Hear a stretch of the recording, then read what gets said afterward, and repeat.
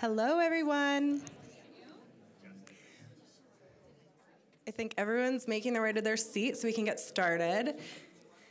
So thank you, everyone, so much for coming here today. I know it's been a long time coming for us to get together in person, but it's really nice to see everyone 3D, face-to-face.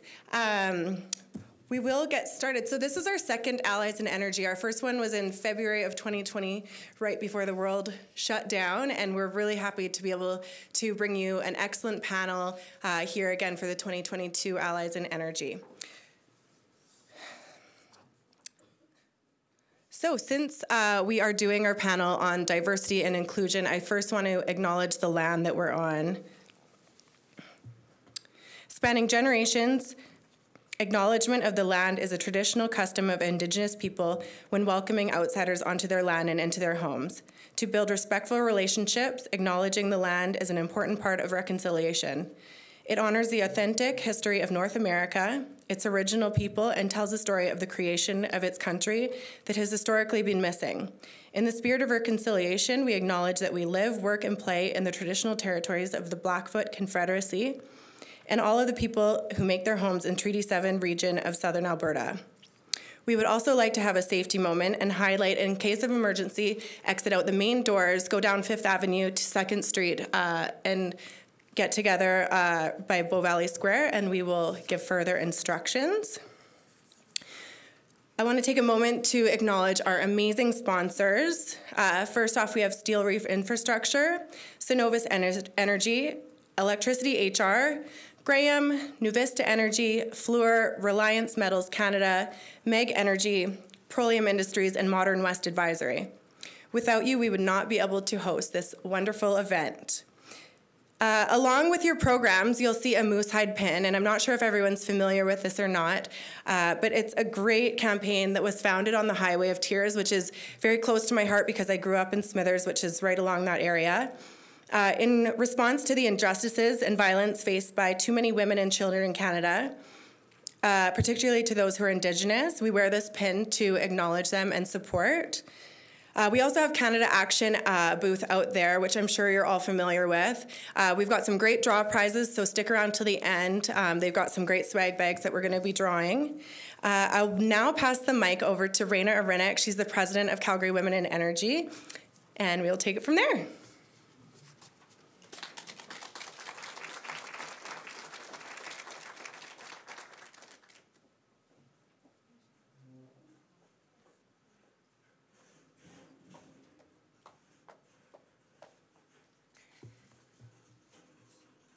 Thank you so much, Shauna, for your opening remarks. As Shauna said, my name is Raina Arinek. I'm the president of Calgary Women in Energy.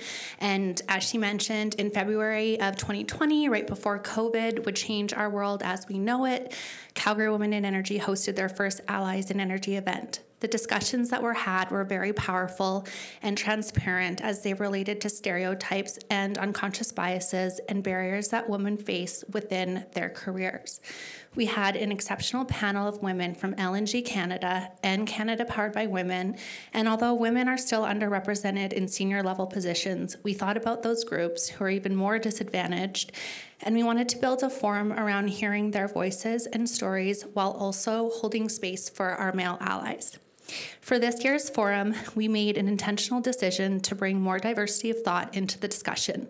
A lot has transpired since then and now. We witnessed the rise of Black Lives Matter. I think collectively all our hearts broke when we started hearing news of the residential schools and the children that were discovered. And I hope we all took time to reflect on what truth and reconciliation means. And now we are experiencing a great divide in our country. Yet, here we all are in a room together, eager to listen and to learn from each other's lived experiences, and I hope walking away from this forum with a better understanding of the ways in which we can challenge our own assumptions and work together to create a more diverse and equal place where everyone feels like they belong, they are respected, and their experiences are validated. Even though this is an industry event, I feel like everyone here has a part to play as an active ally in making our organizations and society an equal place for all. We are currently undergoing unprecedented change in all aspects of our world, not just energy, and it is only when we come together to share each of our unique ideas and perspectives we can foster progress and innovation. Now, I would like to start the forum with a virtual keynote from Susanna Pierce. Hello, my name is Susanna Pierce. I'm the President and Country Chair of Shell Canada. It's a real pleasure to send you this short video message. Hello, my name is Susanna Pierce. I'm the President and Country Chair of Shell Canada. It's a real pleasure to send you this short video message, and a real regret that I can't be there live and in person. I know how fantastic the Calgary Women in Energy Allies in Energy event can be. Last time I participated, I was there with a number of my fantastic colleagues from LNG Canada. And it was a great day. It was a day full of questions and answers and vulnerabilities and authenticity and sharing and learning. That's what I think this event is all about. And I hope that's what you're going to get out of today, is this sense of community, is a sense of learning something new. It's a sense of inspiration, and hopefully leaving with some new ideas about what role you can play as a woman in our energy sector. I know more than ever, we need women who are willing to lean in on some of the most important issues that we're facing as individuals, but as women in a sector that certainly has been through some ups and downs. I think we can recognize the pandemic has taken its toll, not only on how we operate as people in this sector and doing our jobs, but also how do we manage working from home. I'm sure many of you might have children, or you might have parents or others that you need to look after. This is an added burden, I'm sure, that many of us have had to go through.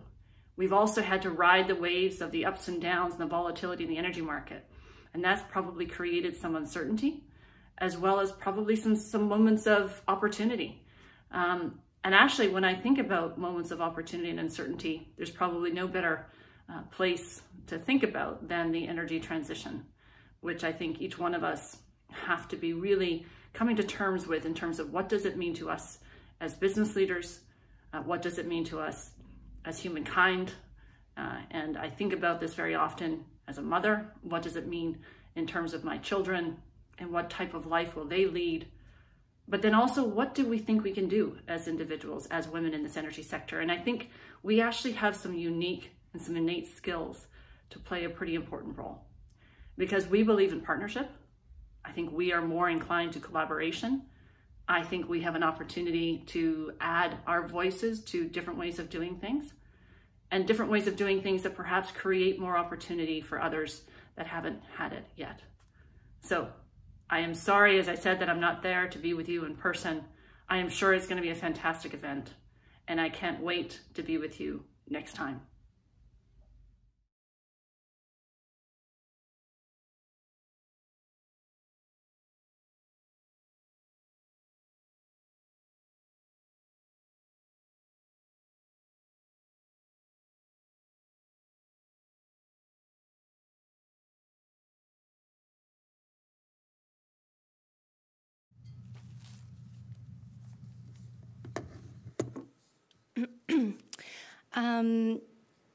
To echo Susanna, today's forum is about being authentic and sharing and learning from each other and building a sense of community and discussing how we all can contribute to this sector while giving opportunities to voices who haven't been heard. Now for the panel, I would like to introduce our moderator for today's forum, Erin Davis. I know I should follow with her bio, and I will, but since I know Erin personally, I can speak to her amazing inherent ability to dig deeper into people's lived experiences, and I know she isn't afraid of having uncomfortable or unpopular conversations, which is exactly what this forum is about.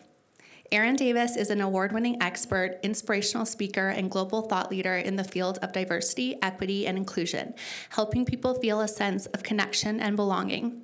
She is the founder of Erin Davis Co., and as a lead inclusion strategist, helps leaders understand their role in creating a more inclusive workplace to unlock creativity and enhance innovation. Erin also empowers diversity and inclusion champions at all levels to find their voice and supports their journey to create a more inclusive world, one conversation at a time. She is a passionate social justice advocate committed to challenging the status quo and helping others to make the same commitment authentically and bravely. So I will ask Erin and our first panel to come to the stage. Thank you.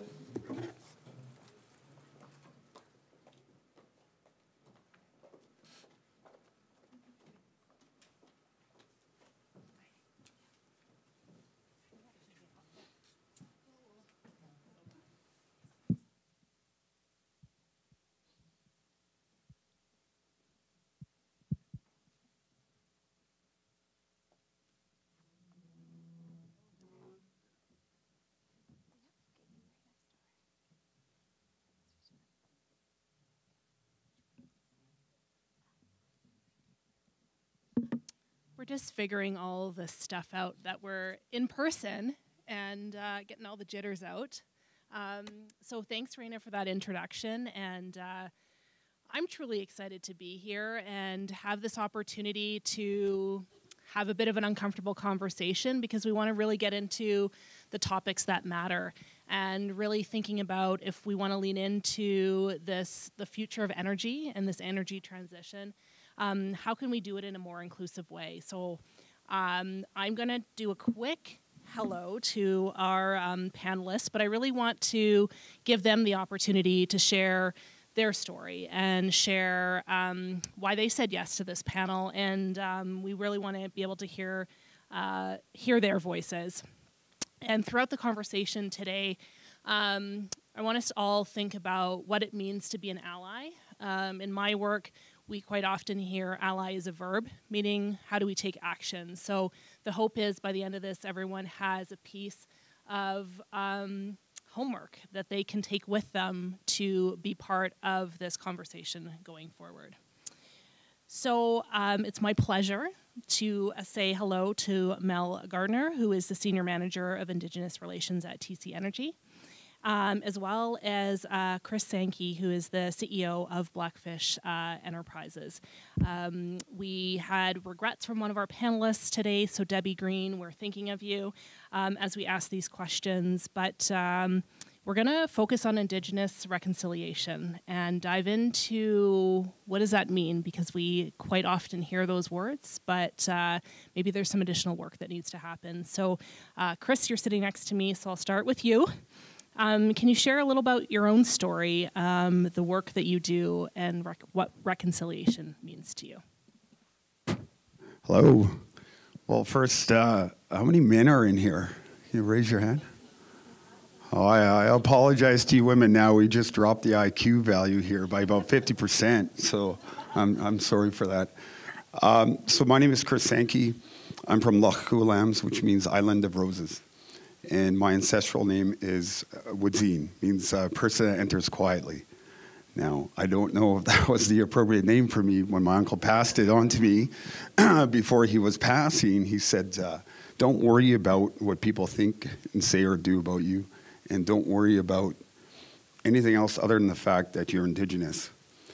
And also, try not to be an asshole all the time. So, reconciliation. Look, I was saying earlier in the conversation to me, said, I'm not going to change for anybody, and nor do I expect you. But what will help us in moving forward this conversation is meeting us halfway. I don't want to be able to look at you and say the fact that you're white or another color of race. I want to know your first and last name. I want you to call me Chris Sankey. I don't want you to say Chris Sankey, that Indigenous business person. I'm a human being just like the rest of you. And so when I went on to this whole quest, when I first got elected into my community, prior to going to the private sector, I saw a massive amount of shortage of Indigenous people included in any sort of business. And so I thought, how could I help break down this barrier to be more inclusive? And I had to think back to the very first time I got a job in the white-collar world. I came from the blue-collar world, Grew up in fishing, we did logging, did a lot of construction. Then came my first job in an office, and all I saw was white faces. And so I thought, well, how can I break this barrier down? Luckily, I had the ability to play basketball, so I already had a couple things going for me. I knew how to play sports, so I knew how to be a team player. But more importantly, what I wanted to do was, because I felt uncomfortable, I didn't want you to feel uncomfortable. So I thought, what can I do to break down the barrier? And I found what I know I'm good at is I have a pretty good sense of humor. If I'm joking and laughing with you, that means I'm telling you you're safe with me. I am not going to make you feel uncomfortable because I don't want to be uncomfortable around you. But I go back to the very moment where I saw the massive division in society and status as an Indigenous person. I was 13, and I was playing basketball. I was kind of recruited from the village going into the city of Rupert and then BC. And one of the players asked me, what do I do? What do my parents do for a living? I said, oh, we're on welfare. And he looked at me like the earth had just ended. And I had lost my dad prior to that, so my mom had to raise 9 kids, so it was a little tough. So he said, don't ever tell anybody you're on welfare. And I said, why? Because I don't think you understand what people are going to think of you if you bring up the term welfare. Yeah, but my mom got me shoes, she gets me coats, and she's providing for us. What's so bad about it? And then I started to realize what it actually meant and the stigma with that of having a parent, single parent, having to raise kids on income assistance and what she must have went through. And so I thought, how can I bring that experience into the ever-evolving workplace around reconciliation? And so my focus now, because I've seen how hard she worked, I wanted to bring a different type of style to reconciliation of Indigenous inclusion, about who I am as a Tsimshian man and how proud I am. And I hope that everybody, no matter regardless of race, creed, or status, that you're also proud of yourself. So why should I look at a system that once desecrated our culture? 2 wrongs aren't going to make a right. So how can I reach out my hand to all of you and say, look, we could do this together. I don't care about your color, your race, or your creed. Just be a good person. That's all that matters to me. I've seen what my parents went through from the residential schools up, so I thought I could break this barrier. And the way we could do that is by doing this together, by talking about those uncomfortable positions and conversations that we all want to talk about. So let's have those conversations. When we leave here, let's continue to have them, because that's the way we're going to break down this barrier of who we are as Indigenous, who you are as a white society, who are you about other ethnic background. I want to know who you are. I don't want you to be afraid to talk to me about these difficult issues. I really believe that we could do this by working together. Thank you. Thanks, Chris. So many important points in there. But, you sort of break it down and say, it's not that hard. And this idea of how do we get to know one another. And I think about this quite often because we build up these barriers to say us versus them, and we're not like each other. But do we spend the time to actually sit down and have a conversation and truly get to know someone? Because it becomes really powerful when we know someone's story. When we hear what their experiences are, we start to create empathy as human beings and start to understand how maybe we can help. And I think that that's really important, especially in today's society when we have so much information thrown at us. And we also choose where we receive that information from. But can we take a step back and say, how can we get to know one another? How can we have these conversations? It's part of my practice of saying, it's one conversation at a time, right? And I think that that's so key. Mel, I want to ask the same question to you. Want to get to know you a little bit more, the work that you do, and then your thoughts on reconciliation as well. Sure. Sound check? Good? Okay, good. I'm Mel Garner. I'm a member of the Laxwell First Nation in northwestern Ontario. I'm a member of Treaty 3. I grew up in Thunder Bay, Ontario. I spent the 80s and 90s as a young Indigenous woman growing up in a time where gender discrimination under the Indian Act was prevalent. We barely had the Constitution Act that recognized and affirmed and implemented Indigenous and treaty rights. My mom was a residential school survivor.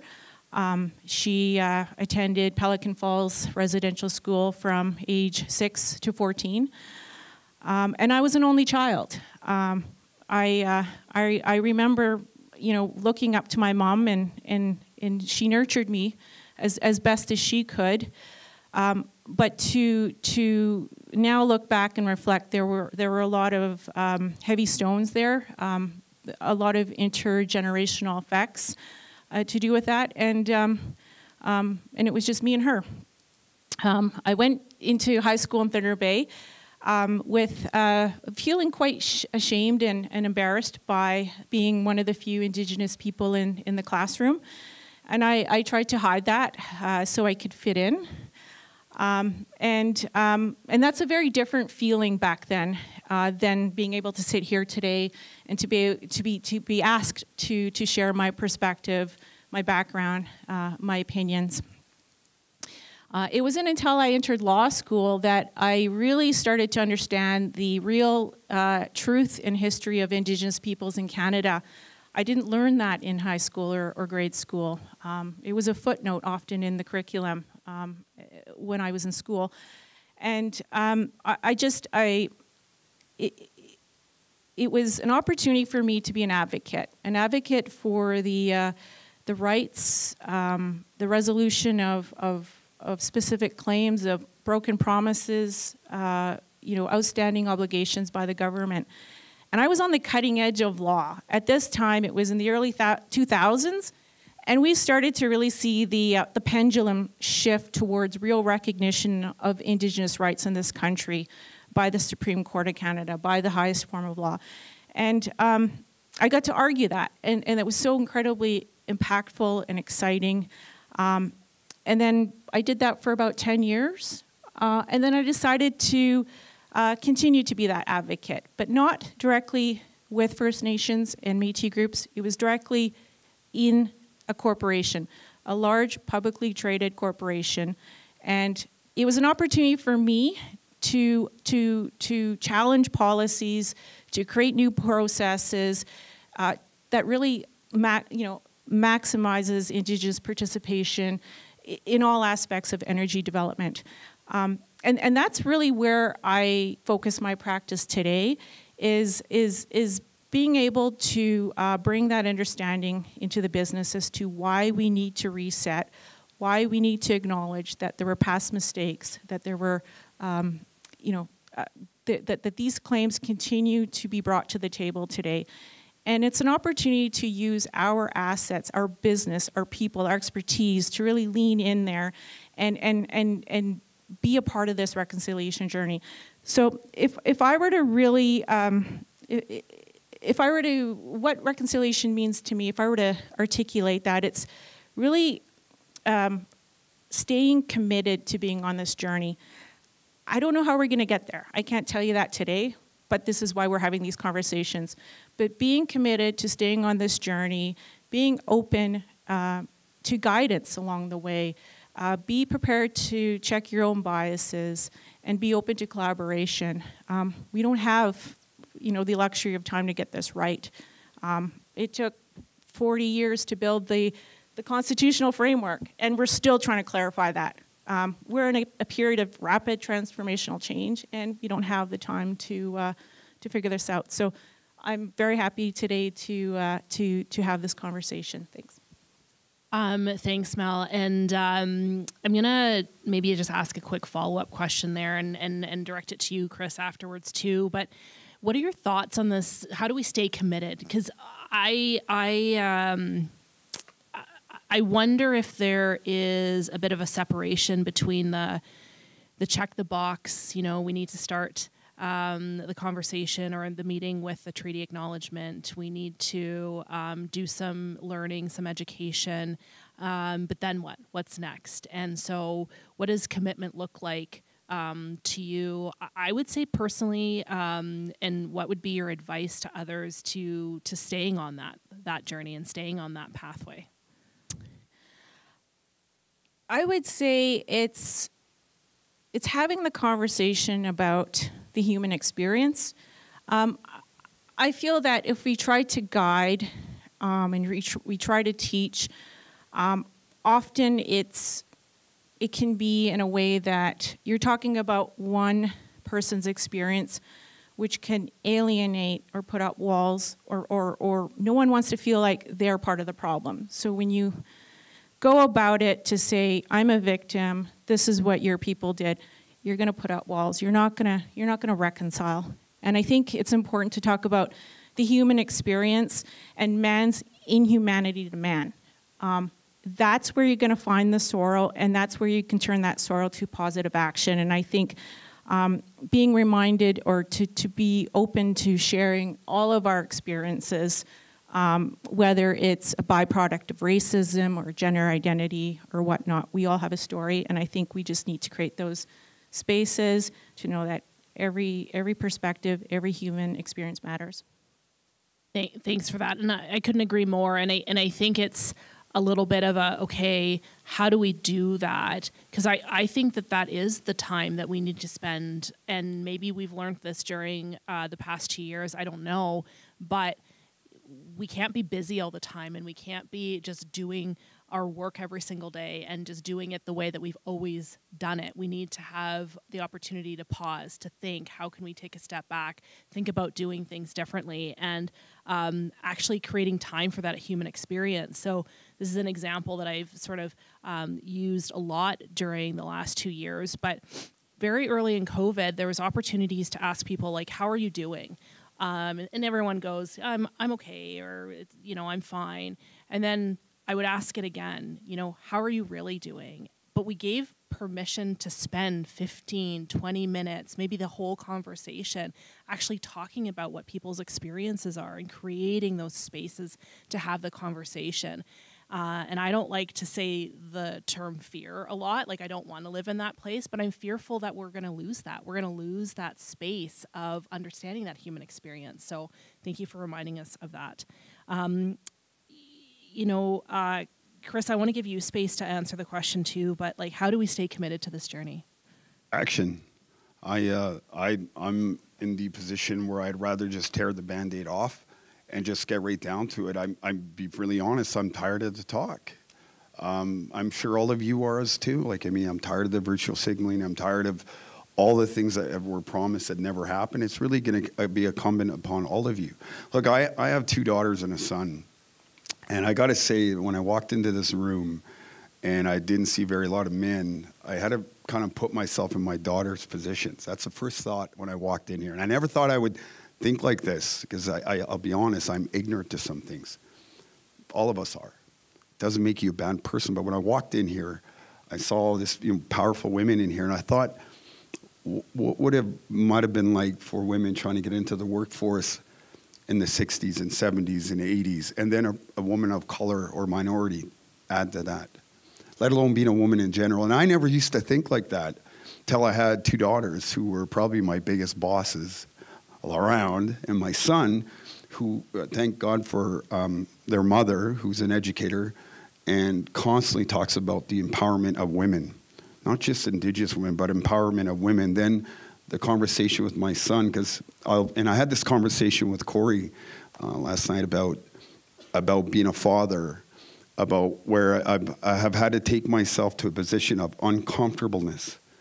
Even me being Indigenous, I was so uncomfortable to have some of these discussions because I felt, I'm a man, I got to take care of the family, I got to pay all the bills, I got to do this, but I was so uncomfortable to talk about what the issues really were, because they're going to impact my daughter as it impacted all of you as they become young women. And so for me, it's action. Let's talk about it. Don't dance around the idea. Don't just go do it. There's this thing in sports, in the Nikes, just do it. There's nothing difficult about it. You're only going to make it difficult if you don't want to do it or if you try to avoid it.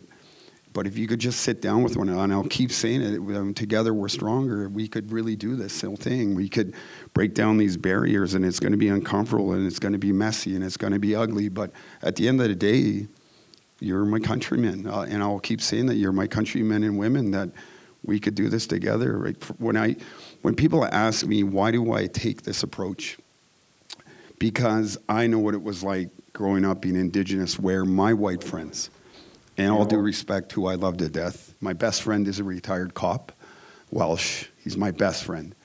And we got to know one another, and unbeknownst to me, I didn't realize he was struggling with all of these mental health of depression. Small town boy, and growing up, single, the only child, and we had so much in common. And we broke down this barrier, and he was not much different than me, other than the fact we have a history of residential school. But I don't want my daughters and my son to walk with their head down, and nor should anybody walk with their head down. I think that we're human beings. We're going to make some bad decisions. We're going to make some good decisions. But if we could acknowledge what went wrong and move forward together, I think we're much better off as a human race than anything that I could think of right now. Yeah, thanks for that, Chris. And I think we have to break down some of the barriers and the stereotypes that we also hold. And, maybe taking us a bit off topic, but this is a place for everyone to show up. It's not just for those that are Indigenous to walk along this pathway to reconciliation. It's for everyone to be on that path together. It's work that I've done too from a gender perspective, and saying that it's not just the work of women, it's the work of men. And you just made me think of that, because so many times we place a stereotype on men, that you have to show up in a certain way and that you have to act a certain way. And if you show up with empathy, vulnerability, then it's seen as a weakness. And these are now, through research, seen as traits of the next generation of leaders. Inclusive leaders are ones that walk forward with humility to say, I may not get it right every single time, but I'm going to learn. I'm going to learn through that process, right? So I think that's part of that action, and how do we as individuals show up in that piece, and the collective action starts to move us forward. So Mel, I'll ask you the next question here, and we will sort of look to the future and start to think of opportunities. But what have one of the challenges been that you've seen with respect to progress towards truth and reconciliation? So we sort of touched on it, but any additional thoughts? Yeah, and this goes further to what Chris was saying. I think that there is a lot of talk. The Truth and Reconciliation report came out in 2015. We're now 7 years later. And we talk about it with the banks, we talk about it with government, in communities, but action. And action is happening. And but we need to demonstrate that action is happening and that more action is needed. And I can give you, just in terms of the challenges I see sort of day to day, is the lack of guidance on how to do this respectfully. I do have a field versus corporate culture perspective to share. So I am the IR manager of Canada, and my team is dispersed across Canada, living in community. Many live on reserves, in traditional territories of nations. We have regional offices scattered all throughout. And to the extent that there's any issue in the field regarding Indigenous personnel who have been harassed or discriminated, it immediately gets escalated to me, and we have, of course, a zero tolerance policy on that.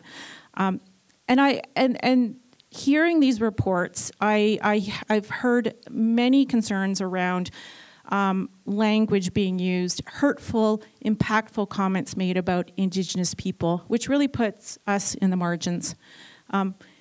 Also, equal to that is I'm hearing feedback from non-Indigenous groups that there's fear of saying the wrong thing, fear of not having a safe space to stand up against harassment and discrimination when they see that in the field.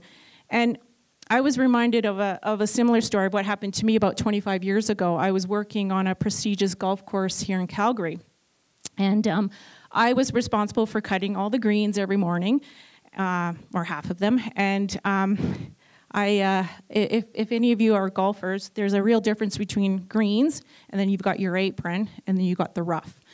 Well, I was doing my greens, and I did my perimeter lap, but because these are, self-propelled mowers, the mower got away from me, and it cut into the apron.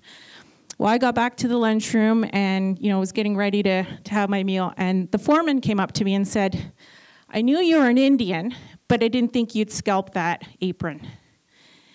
And no one said anything. No one spoke out. And that was 25 years ago. And to hear that this is still happening today, it was an opportunity where I got together with project leadership at TC Energy, and the question was, what can we be doing differently to address this? And for the first time, the question wasn't about, how can we solve this problem? It's what do we need to change to make this better? And to be able to share my perspective on this, I can tell you, having diversity and inclusion in decision-making roles, decisions are going to be made much more quickly, and we're going to make smarter decisions. And so in that moment, we were able to innovate. We were able to talk about a program that is set up to enrich the lives of all camp residents out in the field. And the program is called the Community Workforce Accommodation Advisor Program.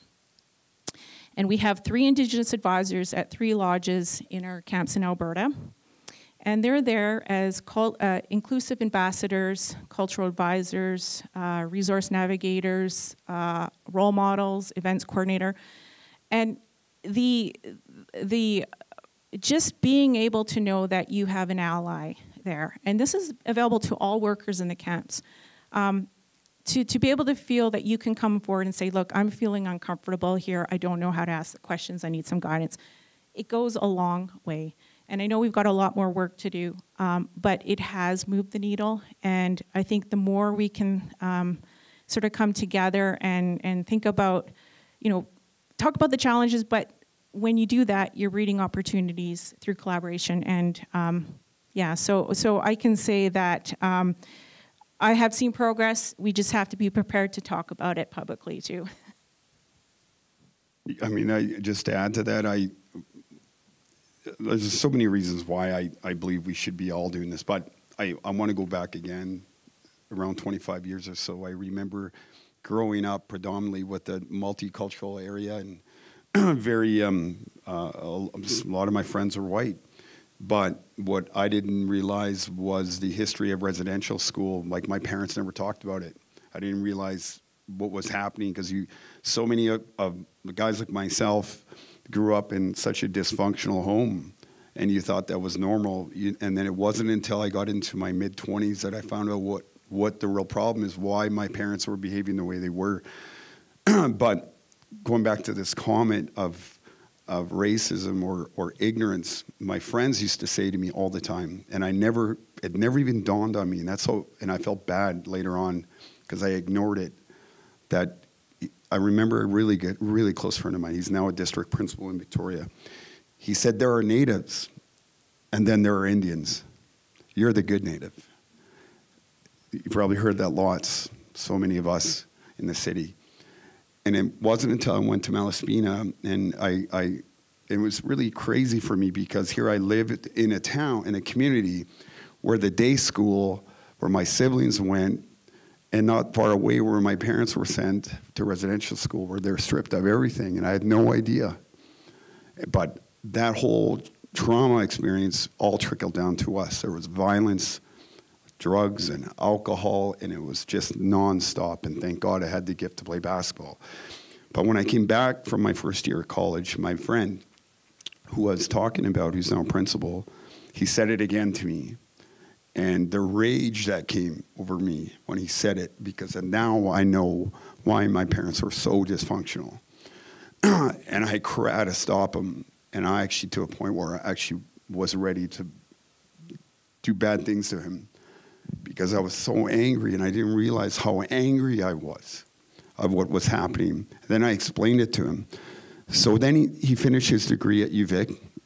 He had the option to go teach everywhere else in BC. He chose my community.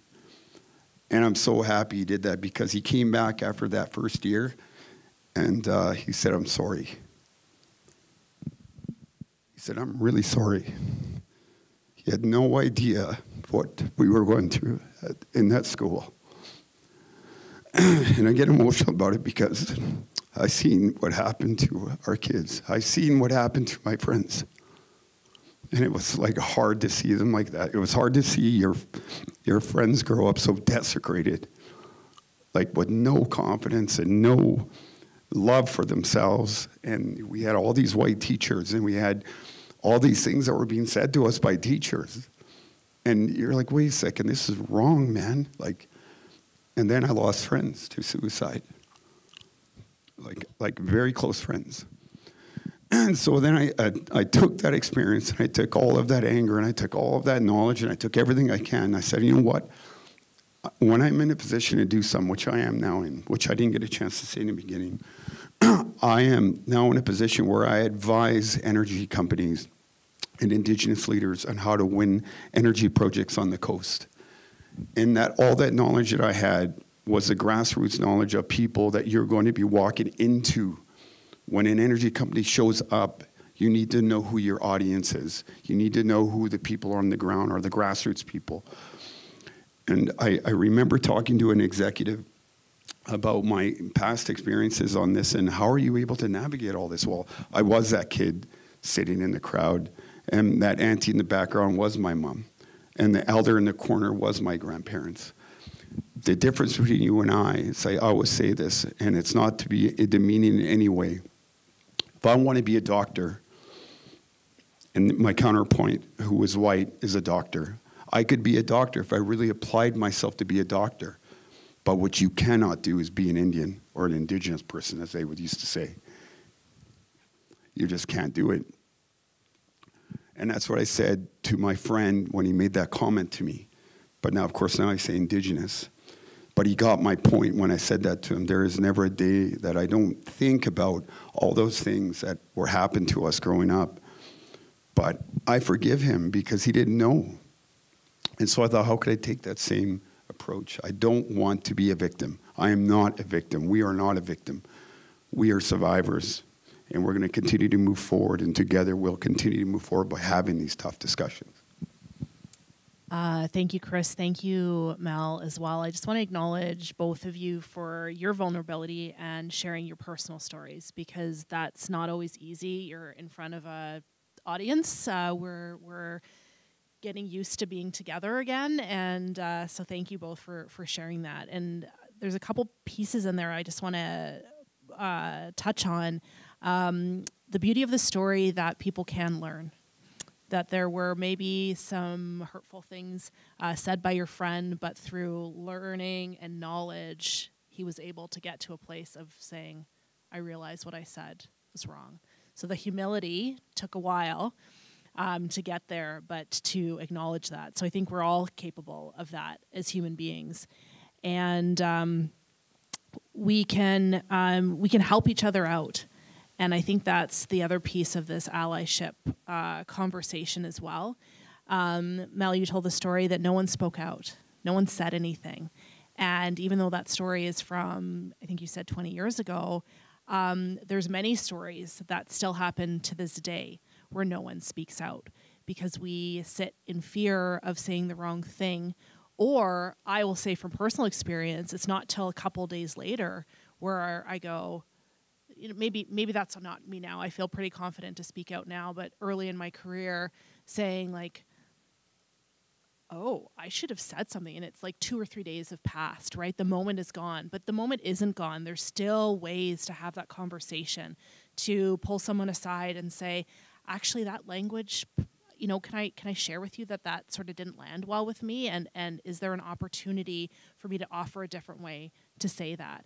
And this is, you know, in my language in the diversity and inclusion space is microaggressions. And I don't know if that's like what everyone uses in a day-to-day basis in their vocabulary, but it's just this idea of these small little slights, which is not the story you told, Mel, but just these little things that they're like paper cuts. And they just, death by 1,000 paper cuts because they happen over and over and over again.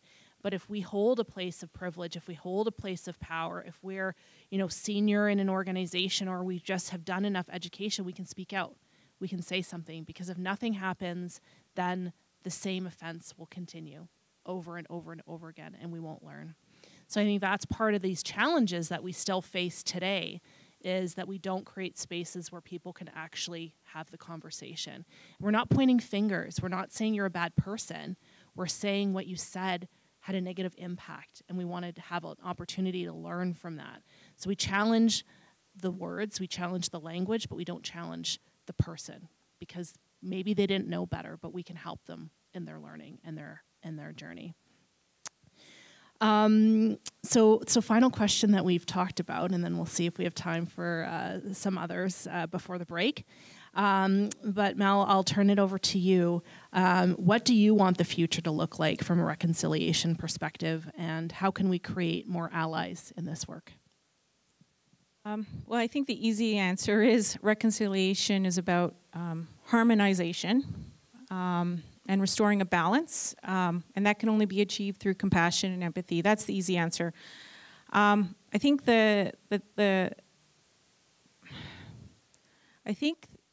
what we need to do, what I want the future to look like, is that we've created multiple generations of allies, and that they're guiding us, through the energy transition. And the way to go about that is, and when I speak specifically about allyship, I'm speaking specifically between our relationship at TC Energy and Indigenous groups. And I want Indigenous groups to look, I want to decolonize the language, first of all. The company I'm at went from asking, how can we get Indigenous groups to work with us? How can we get our social license? That was years ago, 4 or 5 years ago. Today, the language is, how can we better ourselves, our company, to be better, responsible allies, so that nations will want to work with us? And that second question connotes change, right? The first question doesn't at all.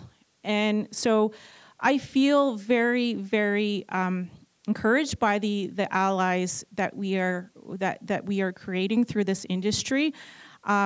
It's very important for us to acknowledge that there were past mistakes. 60 years ago, when we put pipes in the ground, and it was through my traditional territory as well, there were no laws that protected our interests. That was 60 years ago, but we have to acknowledge that there were past mistakes, that historical grievances have deep, long-standing roots, and in order to move forward, we need to acknowledge that. And the other part of creating allies is you look at your business, you look at your people, and the people are the most important resource. And I can tell you, we went from community investment opportunities where we're providing scholarships or money for education programs, but we're actually providing more in-kind support, and that means that we are leveraging from the expertise of our company. And I'll give you an example. We funded a skate park in one of the northern communities in Alberta. And they said, we got the equipment, this is awesome, but we need project management expertise to help develop this, and we need help to how to operationalize this. And that's my client group. We have a bunch of project managers with that expertise, and so we are actually bringing in people in community to help that way. And I think that's how you're going to create more allies as well. Chris, I'll come to you in a second. I just want to say that part of that is like an acknowledgement that the past solution isn't the same solution to continue moving forward. It was through conversation that you came to a place of saying, how can we get to this in-kind donation that's going to serve everyone through that. So I love that. Over to you, Chris. What do you want the future to look like from a reconciliation perspective, and how can we create more allies? Look, you're not responsible for residential school. this is not your fault. I don't blame you. It was a system that failed us. But not just reconciliation isn't just reconciling with what has happened and come to terms from our past, from residential school, but reconciling with yourselves and with each other is going to help us strengthen this relationship. Like, I don't want you to walk on eggshells on account of something that you didn't do. But I also want you to acknowledge what has happened was wrong and how can we fix it. If just taking real immediate actions to address the issue. If you see something that's wrong and you know you probably wanted to say it 5, 6, 7, 8 years ago, but now's your chance to say something. If you hear a derogatory term, and just correct that individual. But I'm not in a position where I want to make you put your backs up against the wall, because that's not what I want to do. I want to break down these barriers so we can work together. And I will continue preaching that message of reconciliation, that reconciliation isn't just about reconciling in this country, but even as Indigenous people, we have to reconcile with ourselves and with our neighbors. And I have to reconcile with the fact that my parents weren't the best parents. And so that my kids have a greater future ahead of them. Thanks for that. So I want to ask a follow-up question and dive a little bit deeper into this idea of, what does success look like? And maybe that's a colonized word, right? And maybe that's just where we're so used to the business space of saying, like, what does great look like? So maybe I'll rephrase it to say, like, what does great feel like? And how do we get to a place where we have that harmonization, where we can actually all come to the table to have an actual meaningful conversation to get to a solution? So, Mel, I'll turn it to you first. I'll share a quick story on that. I entered a negotiation with a group that we had historical challenges with, and I started the negotiations 2 years ago. And our relationship was not in a good place. And we took the time to understand the community's concerns, and we worked to close some of those gaps. But we've been investing in that relationship. Bi-weekly, I'm there working with the community. I am their account manager, if I were to use colonial terms. And when we first started entering into the negotiations, the business said, metrics. I want to see, some good metrics here. What are some good metrics? Perhaps we're seeing less regulatory intervention, maybe less opposition on the projects, things of that sort. And I said, that's a colonial way of measuring a relationship, because I can tell you 2 years later, it feels great. And I can't point to a single metric other than we're working together. We're working together outside the regulatory process. We're working together collaboratively within. We're working on how to include Indigenous knowledge, how to bring in that knowledge, that perspective throughout all aspects of project planning. And that's all I can say is it feels great. And that's the only way I can say it without putting any sort of metrics on that. Yeah, because it's just such a common language for us in the business world to put metrics on everything and numbers on everything. But can we get to a place of where we can talk about like that sense of community, right? And we heard that from Susanna earlier. So what does good feel like, Chris, in this space? Well, you keep coming back. I think that you hit it right on the button, Mel, that the metrics in the past didn't work, so why not get to know who we are?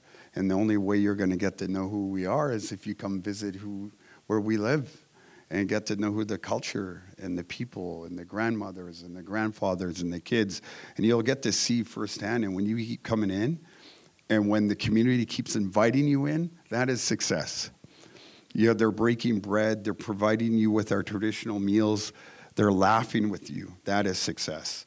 and they're asking questions. They're getting more comfortable with the terminology that we continue to use around oil and gas, and just break it down to plain, simple English for our people, because our people know what you're talking about.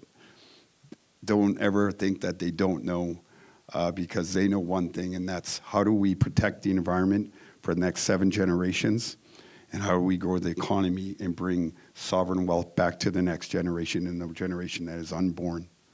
Because they're listening to you. They're watching you. All we ask is just come and join us to do it. Thank you. I've noticed that we've already received a few questions from the audience. So we have 5 more minutes. So I'm going to put one of these out and we'll see who wants to answer it. How do we communicate professional expectations to Indigenous companies as a white person without feeling like you will be perceived as racist or having white privilege? So I don't know if that's something that either of you want to tackle. I think there's a little bit of, maybe wanting to take action, but unsure of how to move forward.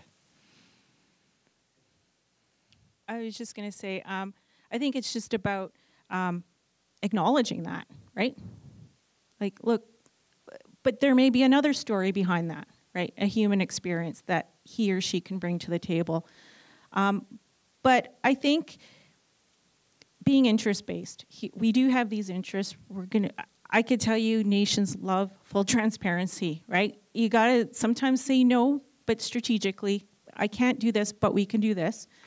And it's an opportunity to hear the interests of the business, but also to turn it back to the nation to talk about what are your interests, and that's where you find your common ground. And I think it does start out by acknowledging that, yes, I am white privileged, and and I think that goes a long way. I agree. I think self-awareness is so key in all of this, right? We haven't really dove into the idea of unconscious bias explicitly, but we all have bias. We all carry that. It doesn't matter what our experiences are. Our experiences have shaped who we are today, and our experiences will shape who we are tomorrow. And it's what we choose to do to shape those experiences to be more inclusive, to understand different perspectives, right, when we come to the table. Chris, is there anything that you wanted to add? Yeah, just acknowledge it. Don't be afraid. Don't shy away from the issue. And if you're unsure, just say it.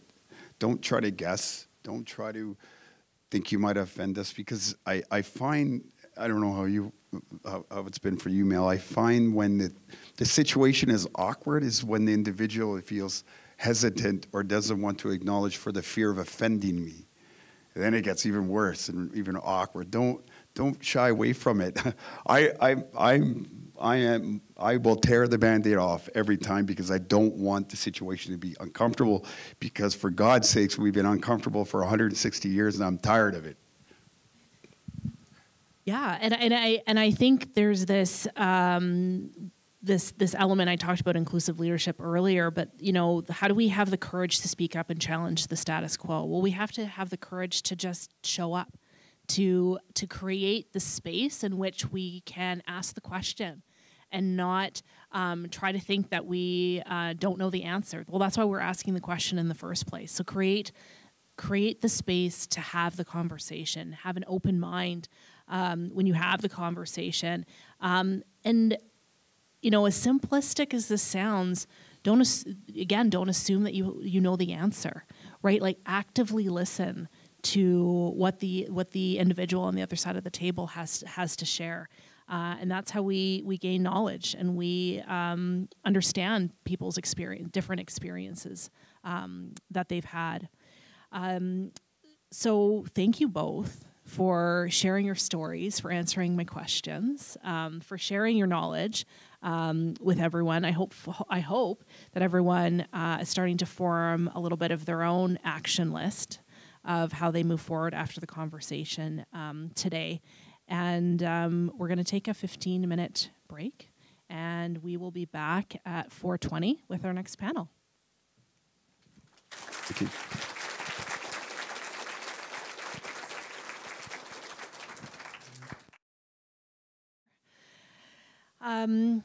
So yeah, so thanks again to Chris and Mal for sharing their stories and their experiences with us. That was awesome. And now we get to hear some more stories, which I'm really excited about. So I'll do a quick introduction to our 4 panelists. But the first question, they're going to share more about their own stories. So we have, on the end, we have Omar Saif, the Senior Vice President of Operations and Engineering at Gibson. Next to him is Stephanie Hansen, Transformation Analyst at Suncor, but also leads PRISM, Suncor's 2S LGBTQ+ network, which is a very important work.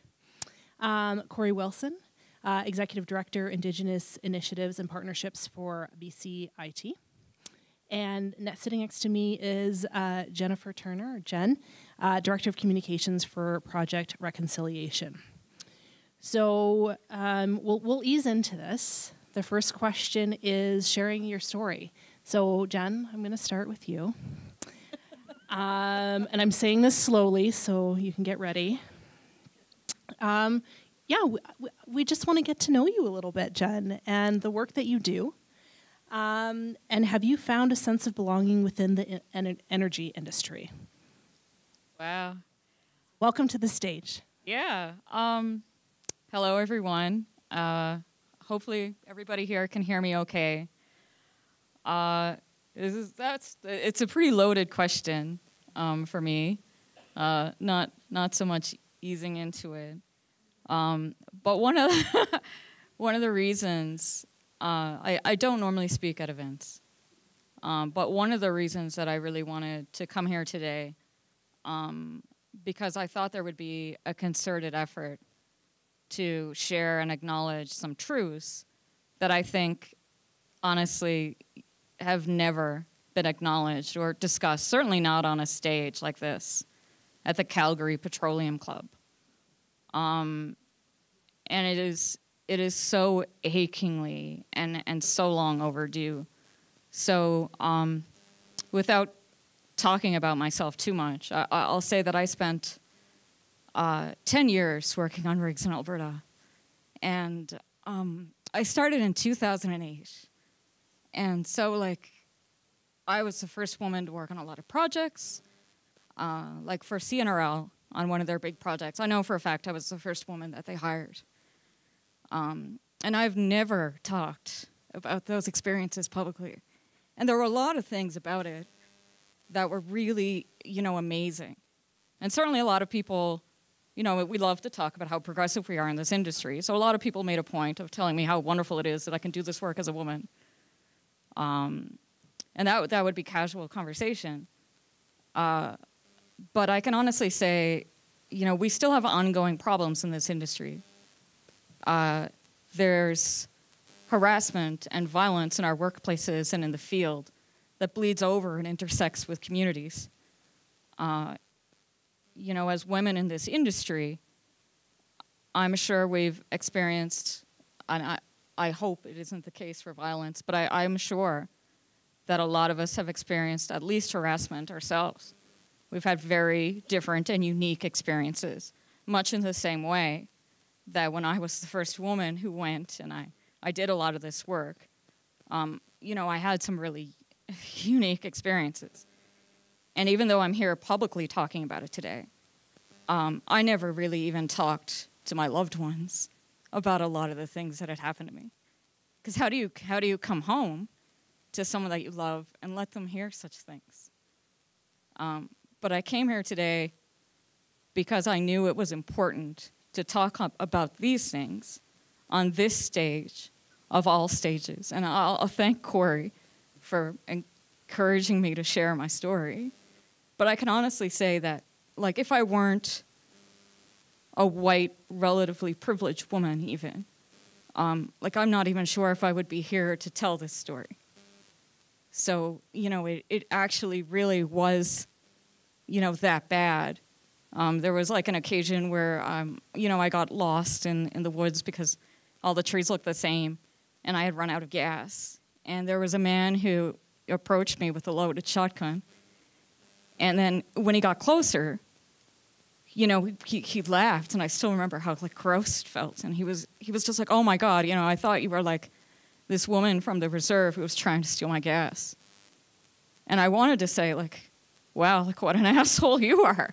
But like, I don't think I'd be here to say it necessarily. And I never told anybody about that.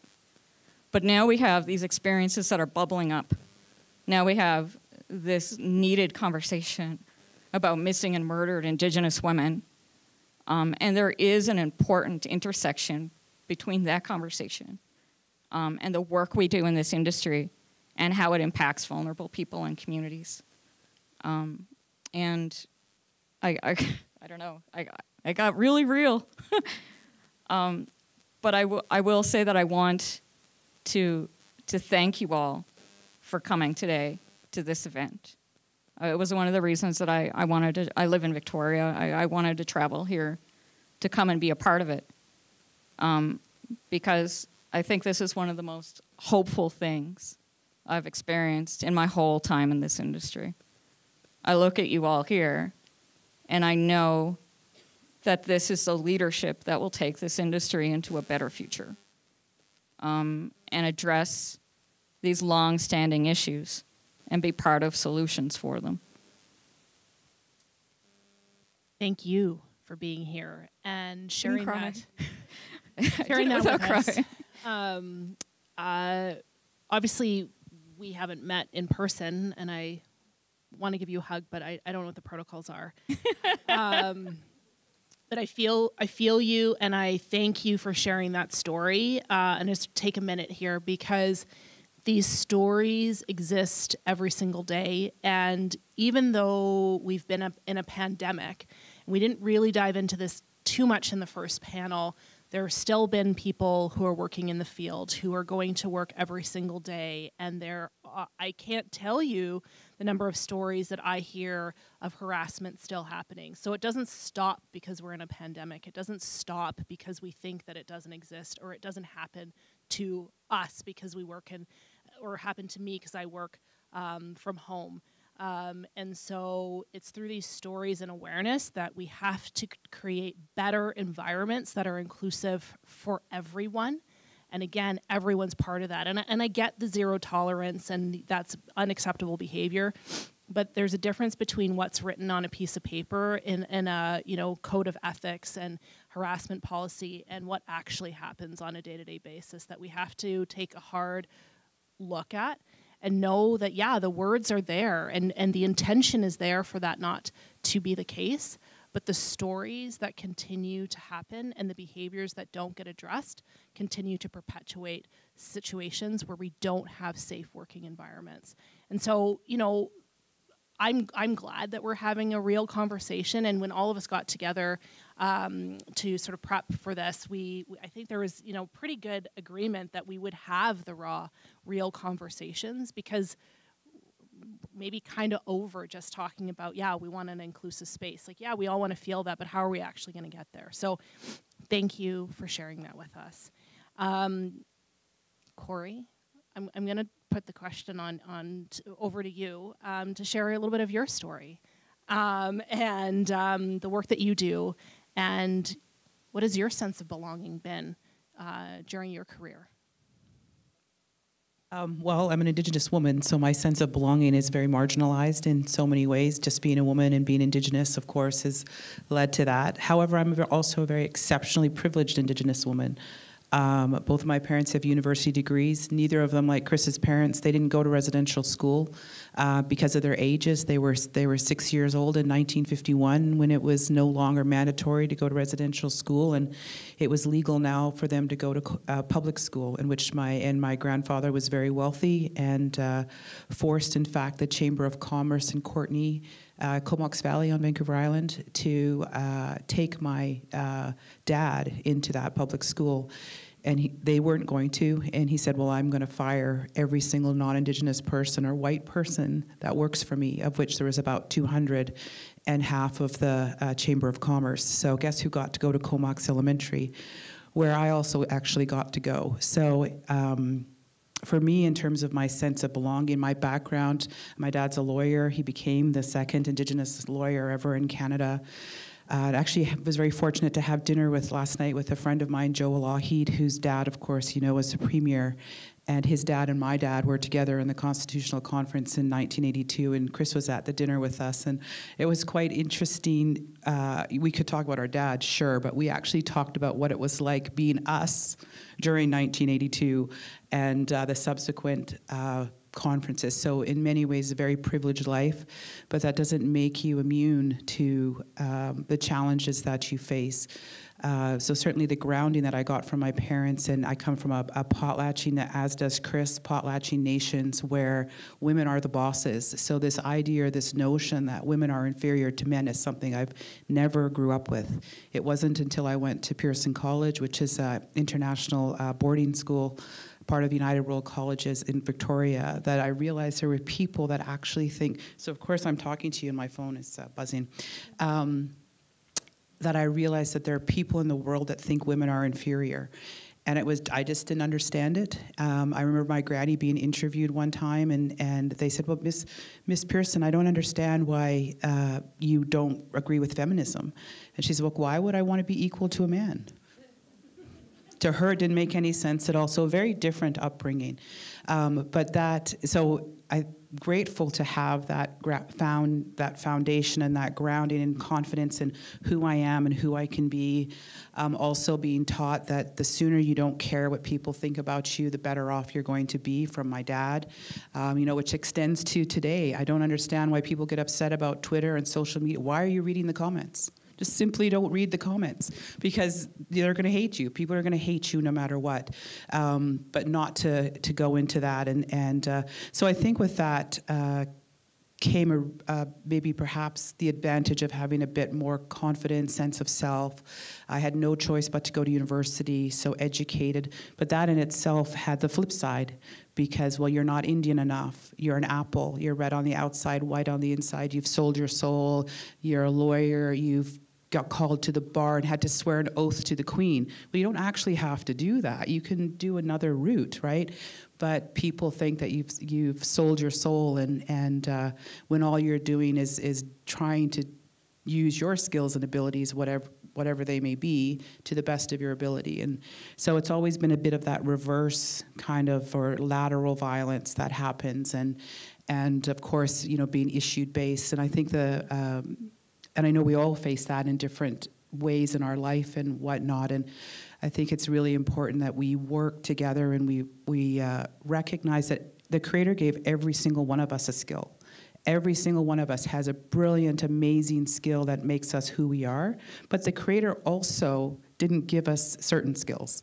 We all have things that we're not good at, and recognizing and having that self-awareness about what you're really good at and what you're really not good at, and where you need to find that support, and recognize that we can't, all of you, and I have to say, full disclosure, I have nothing to do with energy in any way whatsoever. So other than I do have a microgrid, and we're working at doing that and alternative energies and stuff through my work at PCIT, but really have never had anything to do with oil and gas.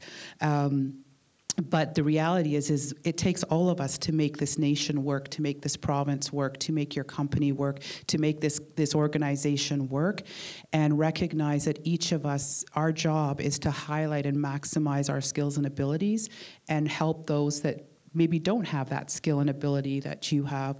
But that doesn't mean they're any lesser than. There's no one way to fight this fight.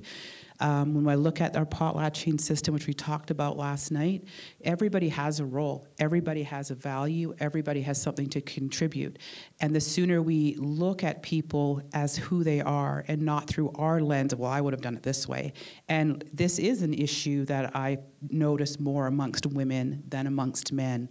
We have to get away from that cattiness and from that. And I saw somebody sent my auntie put a thing on Facebook last night, and it said, I want to be friends with the women that send me love and strength behind my back. when I don't even know. And I think that's one of the things that we have to do. I think it's too bad that we still have to do this as women. We haven't achieved parity yet for women in Canada, and in very few areas have we done that, let alone the other equity-seeking groups. So we've got to get rid of this lateral violence and this competitiveness and this, and I'm not saying it doesn't happen amongst men, but just in general between us as human beings, we are simply human beings. And Chris said it as well, and I say it all the time, together we're stronger, and we have to do this together. There's no way we can get through this if we don't leverage our resources, we don't use our resources effectively and efficiently, and support each other. It doesn't matter if you understand the other person's point of view, but they're a person, and you just respect that. And, you know, we talk a lot in our culture about becoming a good ancestor. What are you leaving behind? What are you doing in your job that's making a difference, that will lead to systemic change and not just a performative action, or not just the next promotion that you want? It's really about, because, I mean, the reality is if my children don't do well, my little Indigenous children, well, they're not little anymore, but my giant children don't do well, your children are not going to do well, because the way this country is structured, the way the situations are, if Indigenous people continue to be at the negative end of every social economic indicator, the lifestyle that you want, or the life you want your children to lead, will decrease and more as time goes on, because you can only, society is only as good as its weakest group, or can only be as strong as its weakest group, and Indigenous people are at the negative end of every social economic indicator. And when you talk, we can talk about it later, but it's not even socially and morally why you have to do this, but there is a pure economic reason why this must be done, let alone the social, emotional, moral, and all of those types of things.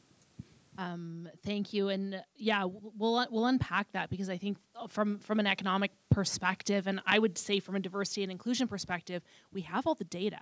Like, the metrics are there. We have the numbers. It tells us that we'll be better.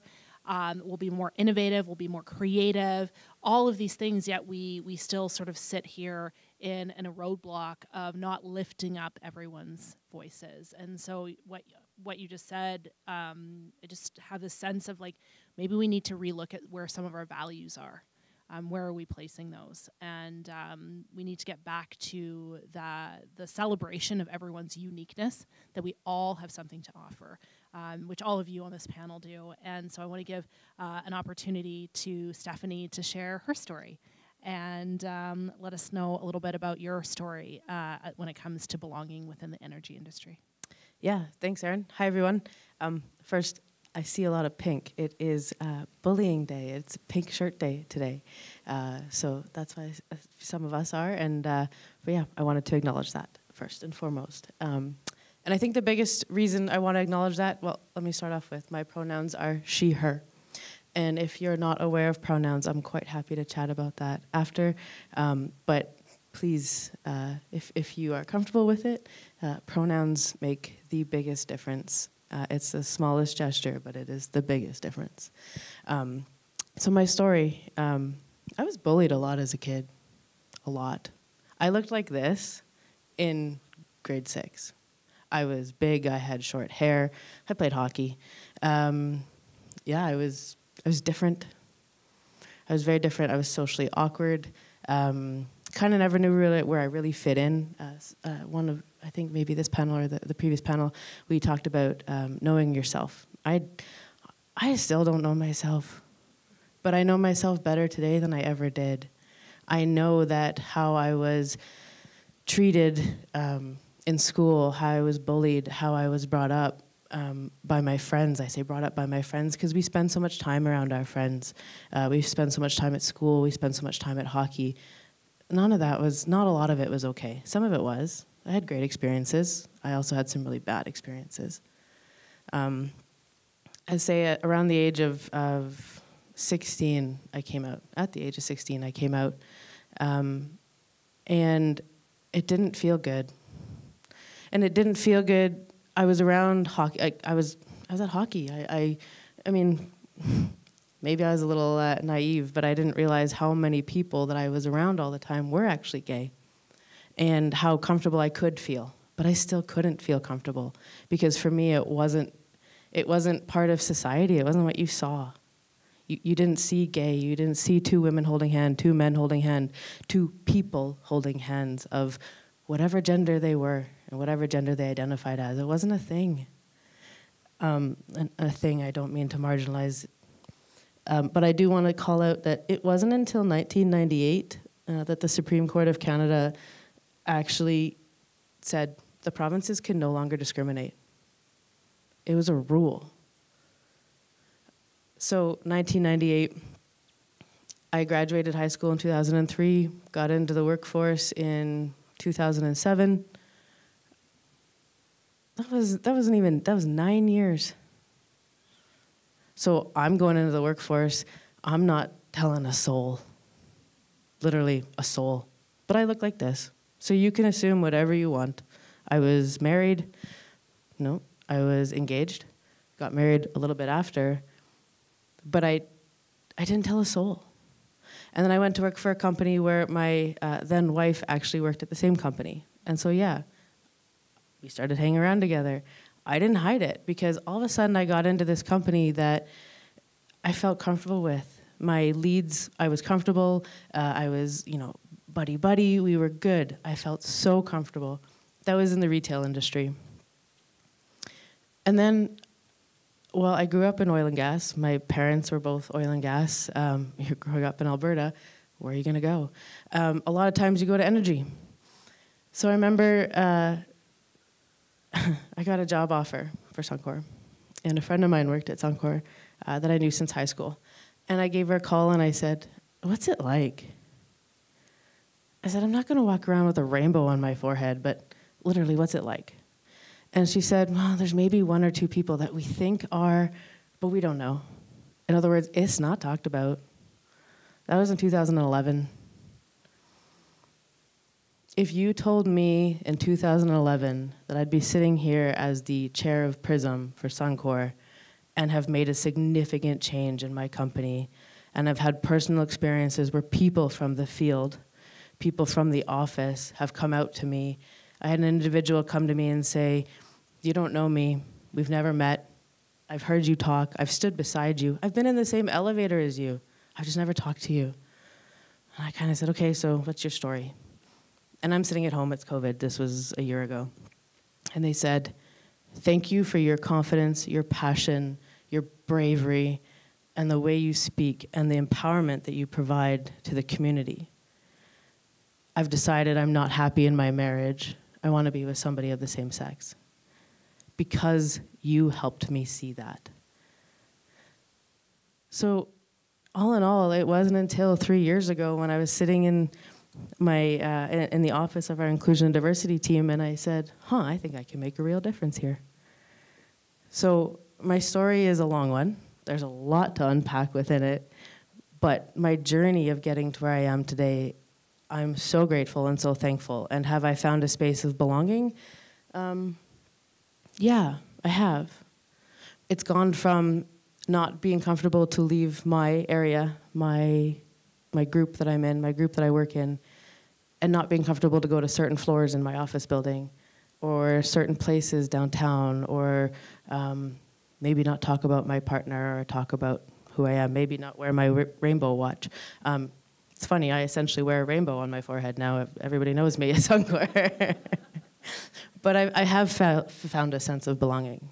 And the earlier panel we talked about, you can't make a change if you don't have the representation there making the change with you. You just can't. It's not going to happen.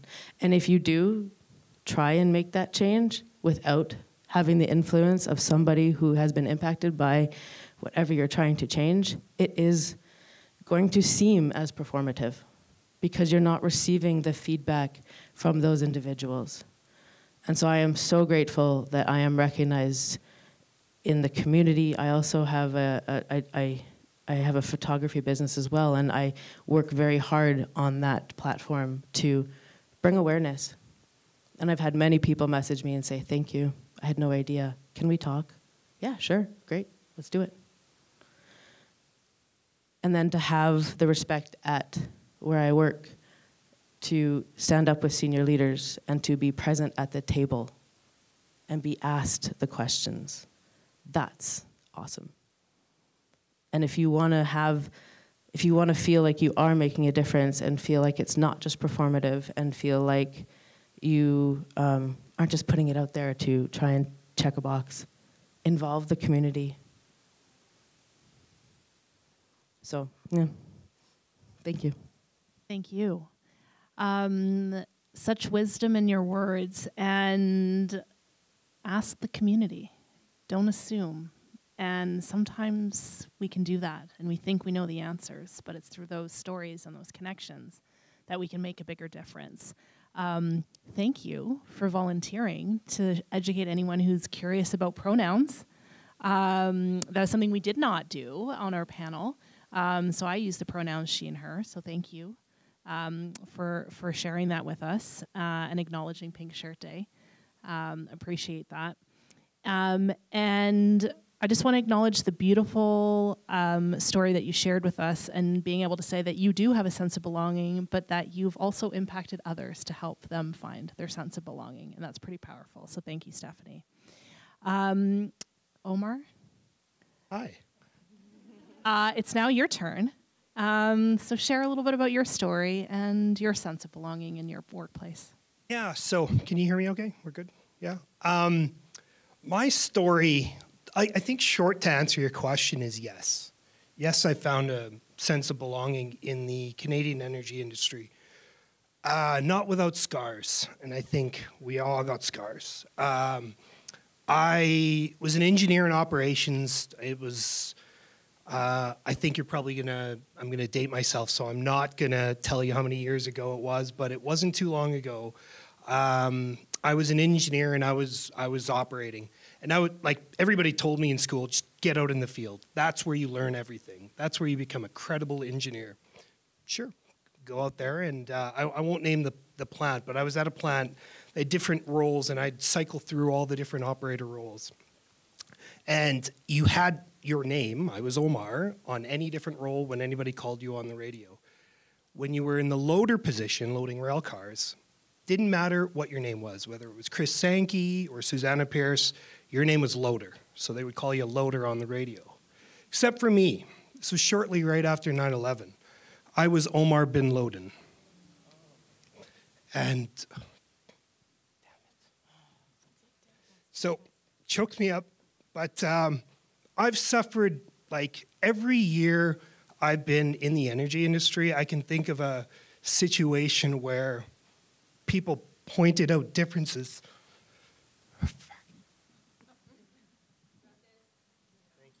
Thank you. So, like, first piece of pipe I put in a plant. I signed it. I was so proud. Like, my dad was an engineer. He'd passed away. I signed this. I had a ton of millwrights and people surrounding me. Like, you know, I got a little bit of an ovation. I was so proud, signed this thing. Come back the next day and somebody put a racial slur underneath my name. And one that I won't repeat, doesn't belong in the English language. And so you're a engineer, first year out, you're in the field, and this is how I belong. Like, this is the fight I have had to go through. And the thing I didn't do that some of these folks, these like, and I'm so proud of you, I didn't say a thing. I took it. I was not who Omar Saif was. I was somebody else. Like, you hit it, you avoided conflict. They didn't train me this in school. I knew differential equations and math and all that. Didn't teach you how to deal with conflict. I wouldn't even want to return something at a clothing store because I was afraid of conflict. So fast forward to, I mean, now where I'm at. Well, let's go 5 years ago. We can go 5, 6 years ago. I was chatting with somebody very senior at a company I don't work for now, and he was giving me praise in front of a bunch of people. And it was like, you know, great question, very knowledgeable, had great hair then. And he's going through this whole thing, and then he goes, then I said, you know what, we got to hire him.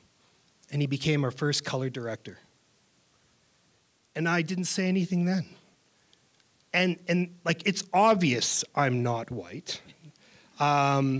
So, okay, but why am I relegated to the color? Like, it felt like I was a director despite of that. Like, that's a disadvantage. Very much to Corey, what you were saying. So through those scars, some of them have healed. Some of them are probably still open, as you can see. But I found a sense of belonging that I joined a company and a leadership team that allows me to be who I am. I'm a sneakerhead. I like rap and dance music. I make jokes. I'm very awkward in terms of diversity and inclusion. I am who I am, and they allow me to be that. I think my work now is to, I don't know if this is the question, Aaron, but my work now is to, I get to be in certain situations to defend those that are underrepresented. I get to make it very awkward for those that don't see what they say is hurtful. And I get to fight that fight for Trailblaze so everybody in front of me does not have the scars that I do. So that's a little bit about me. For sharing that with us. And you're an ally. You're, as the definition of allyship is currently defined, you're there lifting up the voices of those that don't necessarily get heard every day, removing barriers for them that they can't remove themselves. But thanks for sharing as well the scars along the way, because those are moments where you didn't have a sense of belonging, where it was very blatant in front of you in terms of what that you did not belong. And thanks for sharing too with vulnerability. There was moments in your own journey where you didn't know what to say. You weren't able to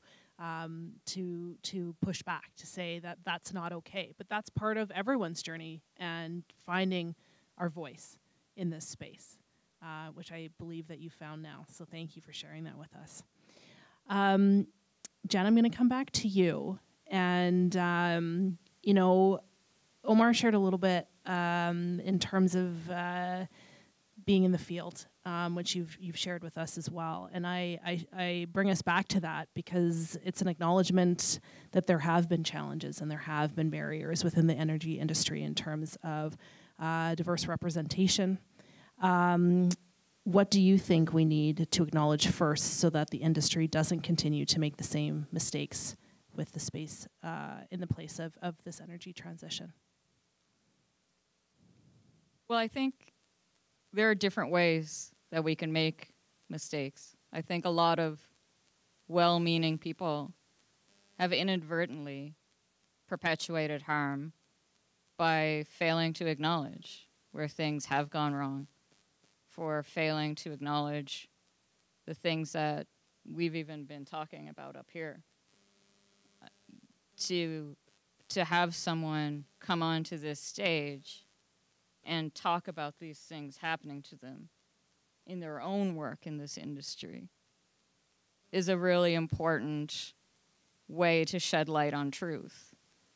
But I have seen a lot of people, and quite frankly, a lot of men and white men in this industry really raise a lot of opposition to that truth.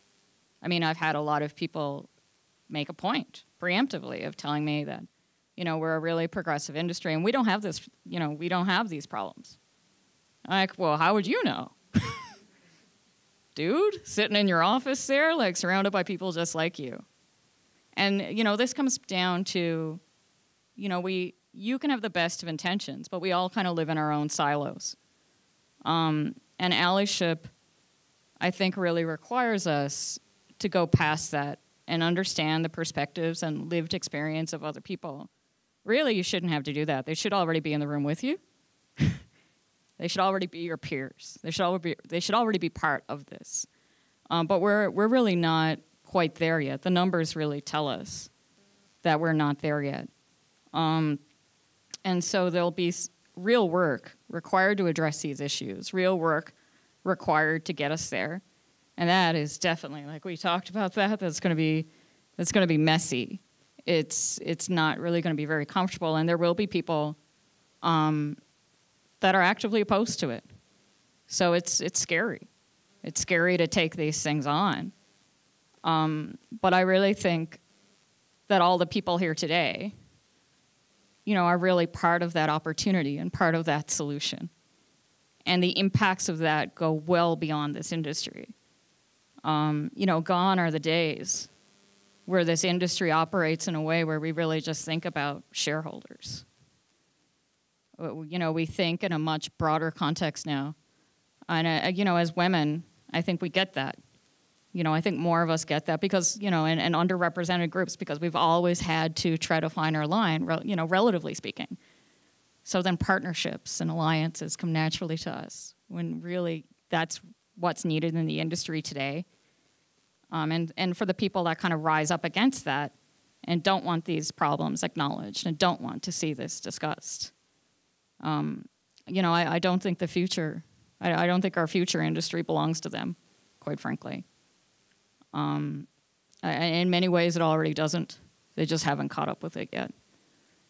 And it really, I look at the audience here today, and I feel really optimistic about all of you. I'm just so, it fills my heart with gratitude that you would come to this event. And I know that you will be the builders of this brighter future and better solutions. Thank you. I'm going to pick up on one thing that you said just in terms of, the numbers tell us we aren't there yet. So again, these metrics, we know that we aren't having, the representation doesn't match the communities that we serve, the communities that we live in, what Canada looks like in general. And so there's a question from the audience, and I'll, kind of look and see who wants to make eye contact with me and answer it. I can offer my thoughts as well. How can we navigate the subject of hiring the best person for the job versus you need to be more inclusive? Stephanie. I live for this question. And I live for it because it doesn't happen. And it doesn't happen because I feel like it doesn't happen. I feel like I haven't been given that position. I sat in one of my MORs years ago, and I remember they asked me and they said, "Where do you see yourself? What do you want to do? Where do you want to be?"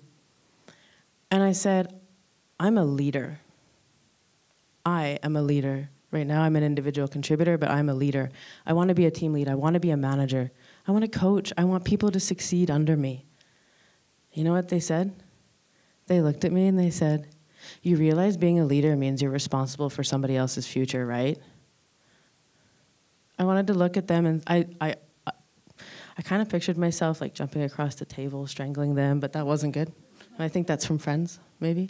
Anyways, I thought to myself, I'm a woman. I'm gay. If I was white, or if I was not gay, if I was a man, would you say the same thing? If I was a woman but not gay, would you say the same thing? But in general, if I was a man, would you say the same thing? And I think you need to show up first. So if you're going to say, if a company is going to say, we are going to hire the proper person for the position, the person, we're going to hire a person for this position, and we're going to look at them openly and honestly. I strongly believe that as a company and as an organization, you need to be able to have told a story about how you have made your workplace more inclusive and more equal before you can say we're hiring the right person for the job, and have somebody actually believe it.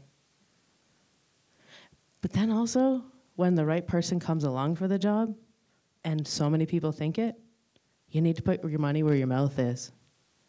So, sure, you might see somebody apply to be a manager 2 steps up, 1 step up from a lead, whatever that might be.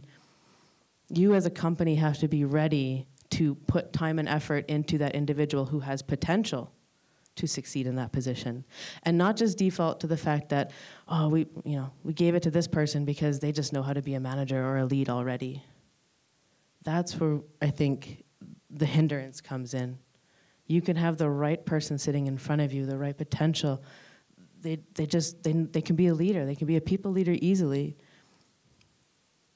But if the culture of the company still says, we just need the right person we just need the person who knows how to do the job, or we've not even shown that we can be inclusive and diversive within our company,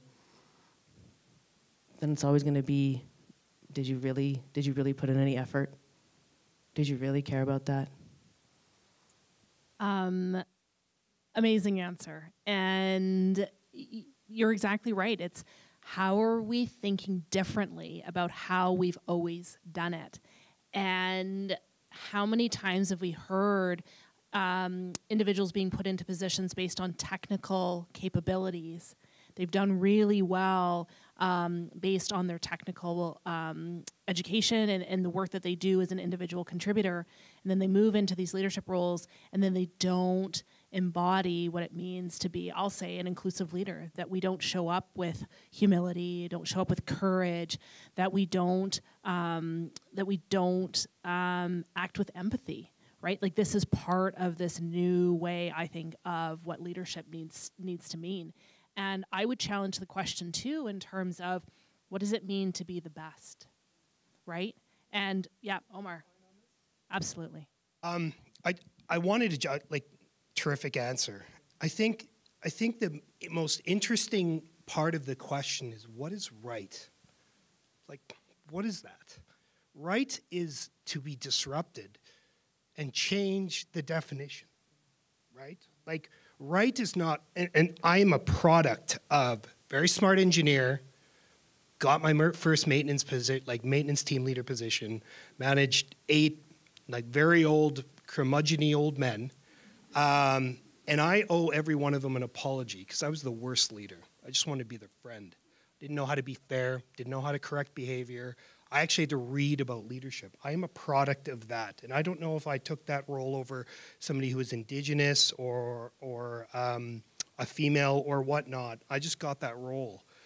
And what we truly need to change is the definition of right being not technical, not experienced. Systematically experienced is going to make this system look exactly the same. It can't be yes men, culturally or gender inappropriate yes men, but it's prolific in the energy industry. I've seen it. I've seen yes men just sit there and nod while we ran right into a wall and fail. And like, this exists today. So changing the definition of right to be defined as internally what a company says. Culture has to be it. Inclusiveness has to be it. Meritocracy has to be in those conversations. So I would challenge you all, if you're ever part of any interview, anything, any hiring, whatever, shut videos off. Try not to look at the resume. Talk to the individual, and you'll find talent where you would not believe that it exists. Yeah, go ahead, Stephanie. Omar, you took the thoughts right out of my head. Because as we're pretty tight, obviously. But as Aaron was talking, and then as those words were coming out of your mouth, it was exactly what I was also thinking, was too many times it's, how does the person look? How's their voice? Like, how does the person look? How buddy are they? Are they the ones that are up front and center? You know what? Your people leaders are the ones that are sitting in the back doing the work. And then companies wonder why there's a frozen middle. Oh, there's a frozen middle because sometimes, I'm not saying this happens all the time, but many times, sometimes, the folks that are put in these leadership positions are folks that maybe they're not the best leaders because they're just not natural leaders. I'm not saying you're not. We'll see at comp time. Okay, fine. But what I'm saying is there are natural leaders within your company. You just have to look for them. Because natural leaders are not the ones that are in front leading people. They are the ones supporting the people. and paving the way, yes, but also allowing those other people that are doing the work to shine. So take a look. Your leaders aren't the flashy, they're not always the flashy ones. They're not always the ones up giving all the presentations. Sometimes they're the ones that are sitting there that have already mentored a bunch of people on your team or through the company. I'm going to add on to this because this is a great conversation. And I think it's the piece that I want to add on is it's not only in the hiring, because sometimes we default to like, okay, we got to do better when we're hiring and bringing people into the organization. Well, we've got to do better when it comes to succession planning and other business term and who are our future leaders. But also, how are we giving people different types of opportunities? There's only X number of named leadership positions inside of an organization. So yes, not everyone's going to be the senior vice president of whatever the department is, but there are ways to give people opportunities to stretch that leadership that you're talking about, Stephanie. And I like to say it's like little L leadership because we have such an onus on title and the big L leadership. But you're right, we need to look for those individuals who are leading from behind, who are creating those opportunities, who are mentoring others, and put them in I was going to say put them in the spotlight. They might not want to be in the spotlight, but make sure that they feel seen. Make sure that they know that they're contributing, because those are the individuals that are potentially going to start looking somewhere else, and maybe outside of the energy industry, right? And I think that's also part of this conversation when we talk about the future, is you want to retain your talent. You want these people who are contributing in a positive way to your culture to remain in the organization and help work towards that brighter future. I'm going to get a little bit of time pressure here because we're supposed to welcome our previous panelists onto stage. So, but just give us 2 minutes because I want to hear briefly, and we'll have more time because we still have 30 minutes. But from all of our panelists, we've talked about some challenges, but what do you want the future of energy to look like, and how can we create more allies to accelerate progress? So really, I'm going to use the language from before, success. But what does good feel like? And Corey, I know you're not specifically in the energy industry, so we'll sort of manifest this idea of like, what do we want this future to look like? So, Jen, over to you, and then we'll go down the line. I would say active, ongoing, normal commitment in a way that's normalized, that becomes part of our fabric, that becomes part of who we are and how we do business on a fundamental way. We had this conversation a little bit with the Canadian Heavy Oil Association. I sit on the board of the Canadian Heavy Oil Association. And I wanted to have some kinds of events to discuss these things. And I wanted us to have internal discussions as well. And I, really good friends of mine and, progressive directors were still like, yeah, that sounds really, really nice. But like, we're also in the pandemic and companies are really fearful for change. And it's hard, to find the money and resources to have these kinds of conversations even now. And how do we navigate that?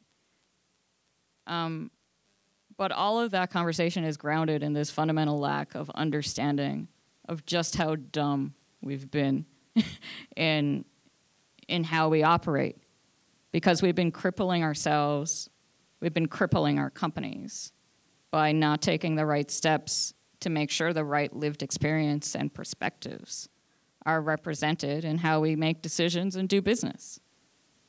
And now there's really, and I did a lot of research on this, and Corey mentioned it earlier, there's an irrefutable economic argument to embrace the things that we're talking about. It's not just a moral conversation anymore about doing the right thing. I would argue that should be enough, really. But we're past that point.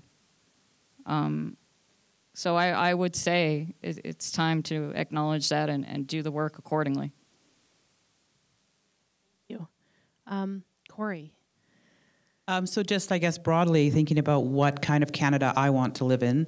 I want to live in a Canada that is inclusive, that Indigenous people have a place at the table, that the socioeconomic indicators change. They change for women. They change for other LGBTQ+, other visible minorities, immigrants. And how does that happen? That happens, first off, that each and every single one of us in this room constantly questions and examines the privilege that we have, the biases that we have, and the how we do what we do, and we understand the difference between equity and equality, and we consciously do that every single day, every single time we make a decision. Every place and space that you occupy, you must look around that room, and if they all look like you have to ask yourself, what am I going to do to get others into that room? That is your responsibility. That is my responsibility. We cannot have reconciliation in Canada unless you help us do this. And then going to what was just said too, we have to rethink this economic model that we have. We have to rethink our systems of governance and how we do what we do, because we are virgin, and maybe it's not popular to talk about climate crisis in Alberta, but there are ways we have to recognize that, because it doesn't matter what we do if we don't start to address that. We're not going to be here. There is not going to be a future for us. But there are ways that we can authentically engage in partners. Oil and gas can with Indigenous people, with activists, with young people that are coming up. You know, Indigenous people are the largest untapped resource in Canada. 65% of our population is under the age of 30. So we can continue to put us in jail, continue to put us in foster care, continue to not allow us to graduate from high school or from post-secondary university. And you can continue to pay for us on income assistance, on welfare, on the violence, on property crimes, incarceration, which is $100,000 a year. It costs $10,000 max, including rent, if you're living in a dorm in a university, $15,000 maybe. Like, we have to really rethink, and somebody mentioned shareholders earlier. I'm a lawyer, I understand company, corporation, all of that type of stuff, but just because that's the way it is, that doesn't have to be the way it is. So maybe you're going to make $290 million this quarter instead of $300 million this quarter. Do something with that $10 million that will lead to systemic, authentic change. And that's something that you have to actively, intentionally do every single day, and challenge those within your companies to do that, and to rethink what leadership means, and to rethink how you want to run your company, because it's going to require massive systemic cultural shifts in companies. And a little acronym that we use at BCIT is IDEAS. So think through the IDEAS lens every single day, and that can be, it stands for Indigenous, or depending on the context, inclusion, diversity, equity, access, and sustainability. Sustainability from the environmental lens, but also sustainability from a ongoing lens. So not just these one-off programs. You want to partner with an Indigenous community, you have to build a relationship, you have to take your time. It's not going to it's not the same thing as partnering with another community. And don't just tell me, well, we're going to offer you jobs. And then 2 years later, you tell me, oh, we couldn't find anybody qualified. Oh, geez, I wonder why. But instead, come to me at BCIT and ask me if I know any high school students that are interested in chemical engineering. Well, you know what? I know this grade 9 kid that is. Why don't you help me and help him or her? Right? So this has to be a pathway and a partnership that we work on together to get people there. And instead, again, of not, and this is what they do all the time, oh, we're going to offer jobs. We know we're a partner, we're at one with you people, but we're going to give you some jobs. And there's never any jobs. Or you can't find the right person. Instead, mentor, train, incrementally work that person up to that position and provide those opportunities.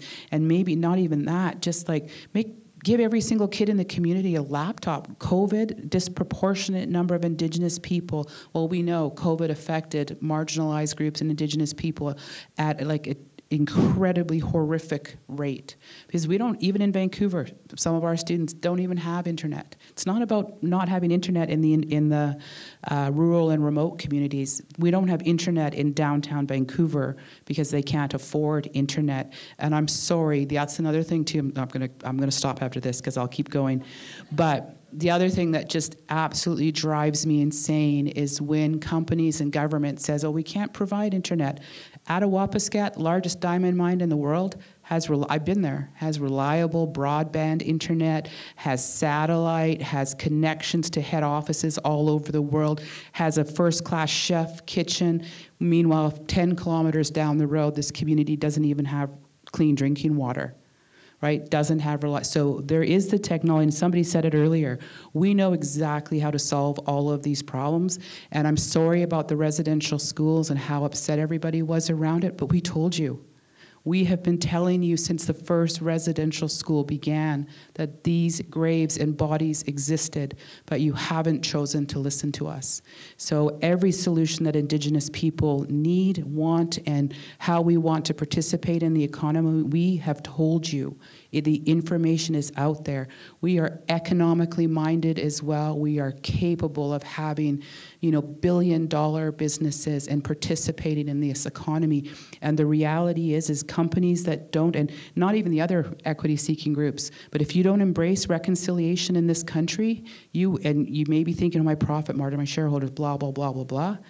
Let's see how those are 10 years from now when your company has not embraced that. So even just economically, do that. But yes, morally, of course, I think everybody should. But thanks. Yeah, absolutely. And I think we'll come back to the economic conversation when we welcome our other two panelists onto the stage. And yeah, enough is enough. Instead of saying we can't, let's say yes. And how are we going to do it? Stephanie? Yeah, thanks, Erin. As you were speaking, I was like, yeah, she's hitting exactly what I want to say. And it's kind of a simple summary. Treat people as people. Companies are companies, yes, and companies have employees, but employees are people. So don't sit there and say, how can I help my employees get to where they need to be? I mean, yeah, you need to say that. You need to make a profit.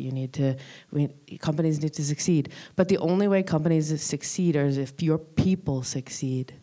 So when you're thinking about going through a change, a transition, how can we, grow our inclusion and diversity? How can we show our support for these cultures, groups, what have you? Think about how people need to be spoken to and the change that people need to go through, and realize that sometimes not everybody is ready to go through that personal change. And if they're not ready to go through that personal change, then they're not going to go through the employee change. I guarantee you. So first, how are we going to make a change? Realize that people are changing. Times are changing, yes. We all have a different way of thinking. I'm quite happy to stand up here, sit here, and say, I'm part of the LGBT community. I am a lesbian. I have ADHD. I have an arm tattoo. I am who I am. And more people are saying that. So if companies can't start to accept people for people, we're not going to succeed. Couldn't agree more. Am I between the break? Over to you, Omar. Final words. No pressure. I'll try to be brief. I find the parallel between what success should look like in this space and the energy transition. There's some really remarkable parallels there. Like, there is this belief that you either believe in climate change or you support oil and gas. My company touches 1 out of every 4 barrels that leaves this province.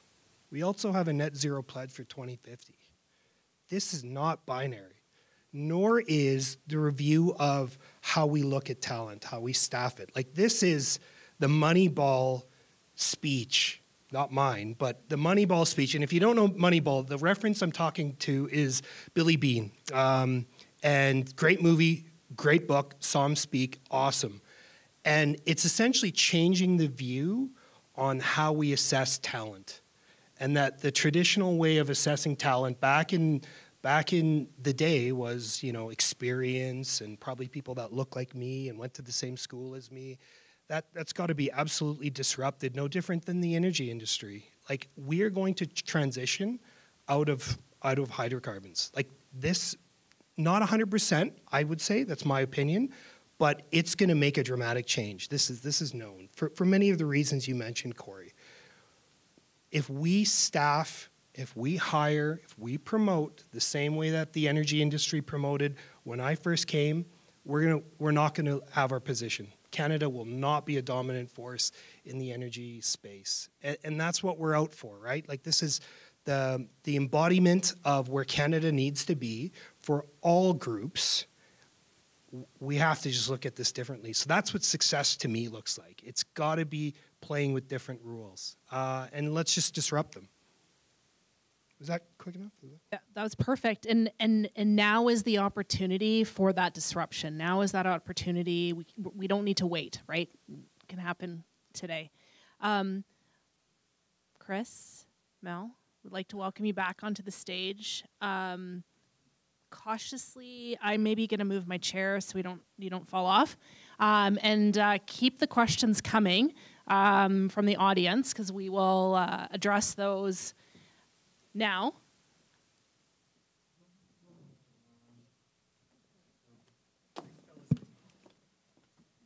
And obviously we could keep talking, but we'll end at 5:35. So thank you again, everyone, for sharing your stories. This has been awesome. And for the panelists, again, just make eye contact with me if you'd like to answer. So I don't have to call on people who don't want to answer. Okay, someone asked, can we discuss intention versus impact? I always thought it was intention, but I feel that it is impact that takes precedence now. That one. Corey. This is a lot of the work that I do, and the reality is what's that saying? The road to hell is paved with good intentions, right? Because what was acknowledged earlier, a lot of people are fearful of entering the reconciliation space. They don't know what to say. They don't know what to do. But we have to be bold and courageous. Enough with safe spaces. We have to be bold and courageous, have bold and courageous conversations. You've also got to put your fear in perspective. As Indigenous people, think what it's like being an Indigenous person in this world, going into a hospital, going into a high school, going into a classroom. There's massive stories. We heard some of those stories today. So you have to move beyond the performative and the tokenistic, even though I do think there is a bit of a value if you're going to do something, because I see tokenism. So if we look at those doors, and those are the post-colonial doors, tokenism or a performative action will actually unlock the deadbolt. It may not unlock the main door or turn the doorknob or push the door open, but it's a start. But you have to keep, that's what I mean, that continuous reflection on what are the deliverables, what are the metrics, what are the things that I will measure from this action. Not just a feel-good equity and diversity session, though I know that's how you make your living, which is fantastic, right? To do these sessions, but I know you take them beyond that, because all of the research is showing somebody attends a 3-hour equity diversity training session. It's great. Everything is good for 3-4 days, and then they revert back to that. So it is finding ways to figure out where it is you want to go, and then identifying, and then intentionally removing the systemic barriers that have not allowed that to happen. Because there are systemic barriers in how the oil companies are structured. There's systemic barriers in hiring practices. There's systemic barriers in how you govern and run a meeting. No company manifest says you must follow Robert's Rules of Order. I've never seen that in a corporation ever. But what do y'all do? That's what you do. Robert's Rules of Order, we're going to do governance this way. You don't have to do it. So really looking at how much room do you have to play? How are you going to change it? And how are you going to move it to intention, authentic, sustainable actions? And that requires really, really hard, bold, courageous work. And one of the easiest ways to do that is to, one, not do it alone, but do it above the table. Do it in open dialogue, and not just at the board level. It has to be everybody, and you have to set up whether it's a strategic plan or a tracking mechanisms that really tracks this and talks about this. And but it has to be intentional, because if you don't do it, it's again just going to fall apart, and you'll be the company left behind. Can I just add to Absolutely. that quickly? Thank you. The other piece of that too, and it's it's the theme throughout what you're saying is awareness. And when you read my bio, the last little bit of it says awareness and respect. If you want to have intent and you want to do something and you want to take action, become informed, become aware. I mean, you now know all of us. Walk up, ask us a question. You're aware, you've been informed. Do your own reviewing. Go read a bunch of articles, go talk to a bunch of people, hear people speak, and form your own opinion. Thank you. The questions are really flowing in now. It's going to be a bit of a rapid fire. Okay, I think this is a good one for whoever wants to take it. How can we leverage the energy transition to create a more inclusive industry? So I think we've talked about it, but who wants to maybe do a little bit of a summary on this energy transition being more inclusive? Omar. Yeah, I felt like I touched on this, but maybe I'll elaborate, and I think, Chris, you're probably going to have some good insight on this, so I'm going to go first so I don't look bad.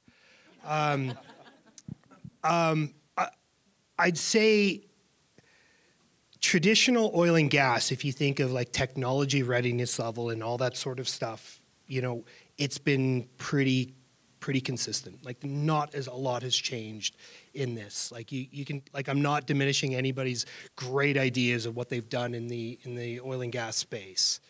But it's been tried, tested, and true. This is, you know, over 100-year-old industry, right? The energy transition space is totally fresh. It's totally new. And if you think about the ability to get, and I talked about this on the Moneyball idea, is our job is not to get shareholders' money alone. Our job is to hire, staff, procure, nurture, whatever you want to say, people of different backgrounds that have different ideas. Different ideas will change the energy space, and it will allow the transition. There will be the people that are, you know, grandfathered and will always have a big diesel truck, and God bless them, right? But there are people that will embrace change. And so those that are embodied with the conventional oil and gas space will be harder to change the transition space than those that are, like my daughter, 8 years old, gets mad at me if I remotely incorrectly sort the recycling. Like, this is what we need to nurture. We've got to build that. And so that's where I think the sky's the limit. Like, it's not traditional, and all due respect to all the white males in general, anybody, this is not a space where you need to back away. It's where you need to lean in. And just because the demographics, if you will, of underrepresented folks are going to change, and it's going to be probably a little bit more competitive, it's at a benefit to Canada, at the very least, in my opinion, this is my opinion only, to Canada, that we will be a dominant position in the energy transition. Chris, I have another question I'd like to ask you. But you can comment on that one as well. Is there a moment when we can agree that the past informed us, but that we need to move forward? It often feels like we spend too much time looking back.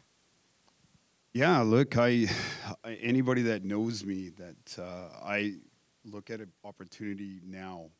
What happened then, I can't go back and change it, but together we could change today and move forward.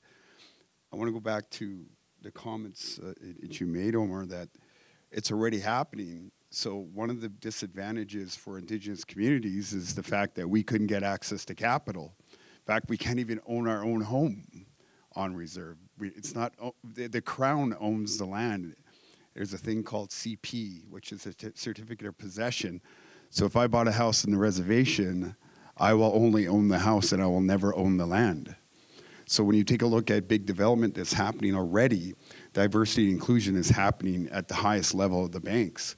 So without Indigenous input, which is already happening around the diversity and inclusion on the transition of energy, you're taking Indigenous knowledge that has been there forever and a day, and you're incorporating traditional knowledge, common interests, political risk, and a path forward. And that's how we're going to be able to now look at new energy. because it's already happening. There's new fuels that are coming out, a drop-in fuel around synthetic fuels that have zero emissions, zero sulfur. It changes the scope. And the reason I bring that up, because it's going to actually help us on the coast. So a lot of what I do is I actually inform. So this is your baby. This oil and gas is Alberta's baby. So now what I am doing is bringing back that knowledge back to the coast, because a lot of our people didn't understand what is energy literature. And by opening that door and getting our people to understand the trend, first of all, what does transition mean? People think that we're going to just drop oil and gas tomorrow. That's just not how this is going to work. However, but cleaner fuels are going to come. So I believe it's going to be innovation and technology that's going to help us really explode this industry back onto the limelight. If you all, I don't know if you've read, but the International Energy Agency's president said that Canada needs to get product to world market, that they prefer Canada's environmental standards. They prefer Canada's energy because it's the cleanest and safest in the world. So I go back and I tell our people, our Indigenous people, all about the energy sector. But in return, what I need from you is to open up that door around being open to options and opportunity and how we could move energy safely to the coast. I need you to work with us on this. If I'm willing to come out here and put my neck on the line to talk about oil and gas, and Corey knows all too familiar how hard it is to win the coast, I can tell you we're knocking down barriers. But we cannot do that unless we have Indigenous inclusion, not just in the workforce, not just moving up the corporate ladder, but actually taking our ideas and our traditions and combining that with innovation technology. We're going to really open up the door. And I'm an optimistic man that you're going to see a project happen on the coast. You will see it, but it's going to be Indigenous-led. And now that's where you get back to the Indigenous inclusion and opportunity. If Indigenous people are willing to listen to the oil and gas sector, all we're asking you is take a look at the traditional knowledge that we have on the coast, because who better to navigate those waters than us? And again, on every level it's happening, right up to the presidents of Royal Bank, to the investors I deal with in New York and overseas in Southeast Asia. There's one question they ask. One. These are multi-billion-dollar investment funds. These are multi-billion-dollar energy firms. And they ask me one question. Does Alberta have Indigenous support on the coast? One question. And then the money will flow. And this is a true story. So I'm currently dealing with diversity and inclusion out of New York and a group out of Southeast Asia who wants to put up to $9 billion or more coming into the coast, but they want one thing. And that's why I need your help on making this transition a reality. So it's inclusion, not just for Indigenous people, but for people of minority, and it helps benefit the economy. I don't want, let's be real here. I don't want to see anybody on income assistance. The reality is, if we don't start helping our economy and getting our people into the workforce, the burden falls on your kids' kids to keep paying for a system we're trying to break away from. So if we can't help get our people, as to what Corey was saying, if we can't get our people into the workforce, the burden continues to fall on the next generation, whether you're white or not. And I don't want to see that anymore. Thanks, Chris.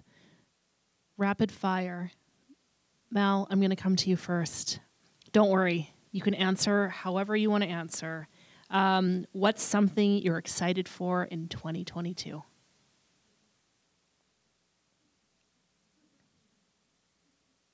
Not wearing, sorry, I was going to say. Wearing more sweatpants? Wearing clothes, first of all. Actually, I think I take a day-to-day approach, and I can say I was truly excited to be here today. I have been a little socially awkward, I must admit. I had a dinner with some colleagues about a month ago, and I was so uncomfortable in my own skin.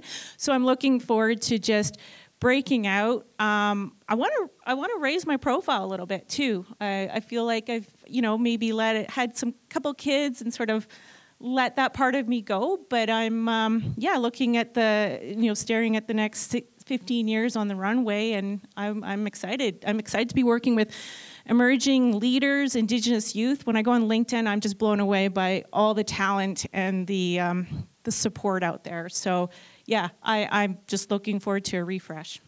Love it. Chris, rapid fire. Let's go. What are you excited I 30 seconds? I don't think you have enough time. But look, I mean, I think we're going to make this happen. At the end of the day, we're neighbors, and together we could start working together and demonstrate to Canada and the rest of the world that we could get this done. We got to work together. That's just the bottom line. I could sit here all day and tell you all the details, but you know that together we're stronger. That's my message. Omar. Got many things to be excited about. I think, you know, and quickly,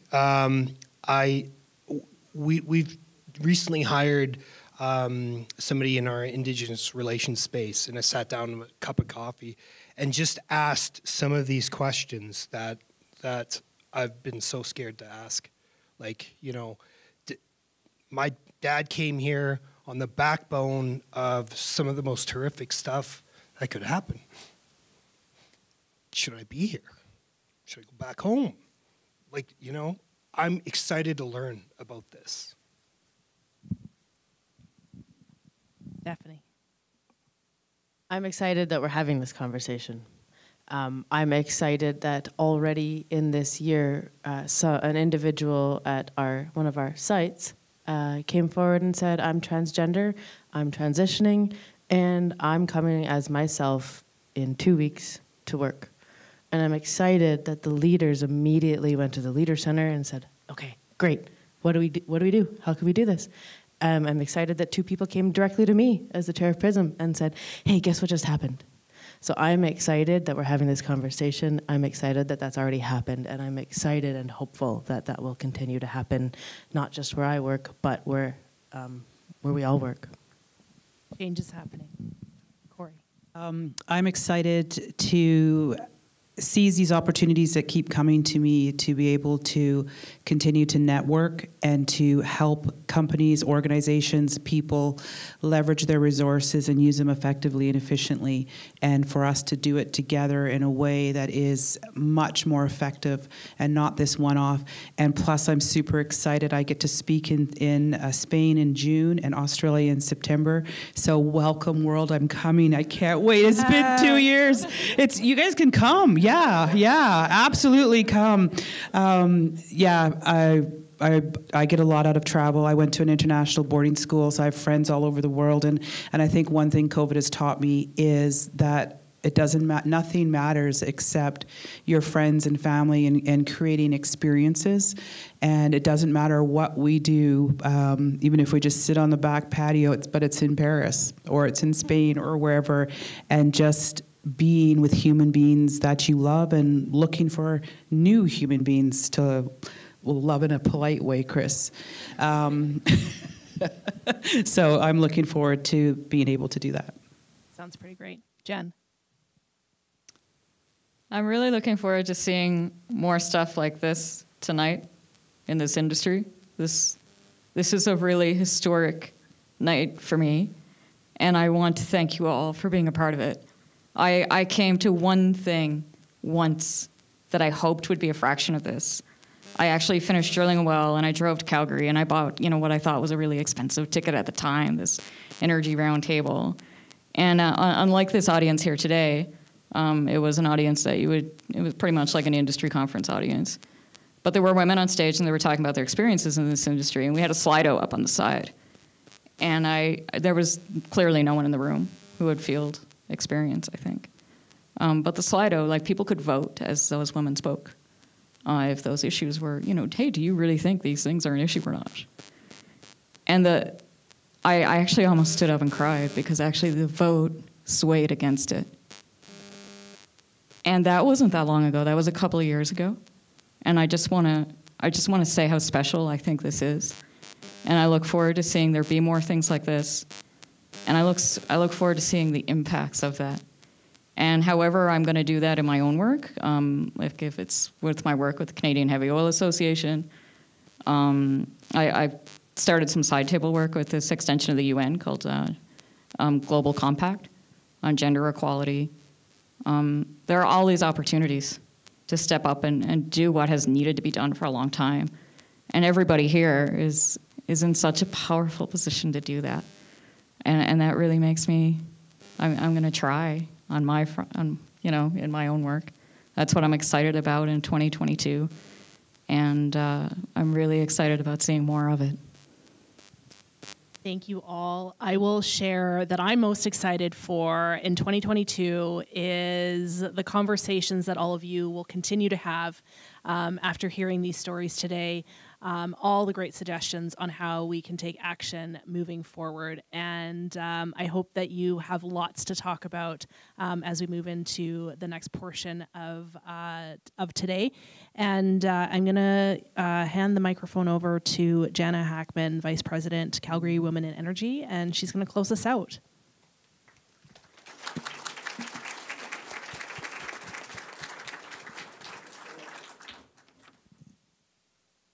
Thank you. Can everybody hear me okay?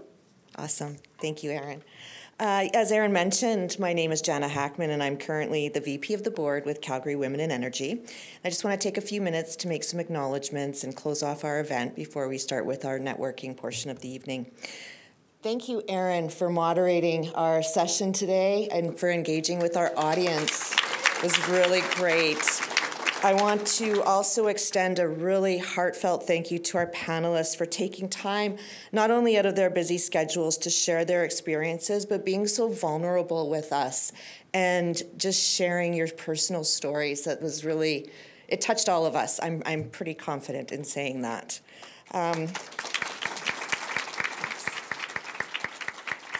We know it takes a lot of courage to speak the truth, and it's not always comfortable to hear it. But with conversations like the ones we have been privileged to be a part of today, we can work together to make that systematic change. So thank you again, everyone.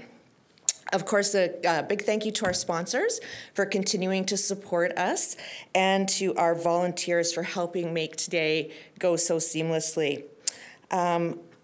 Finally, thank you to everyone in attendance today, both virtually and in person.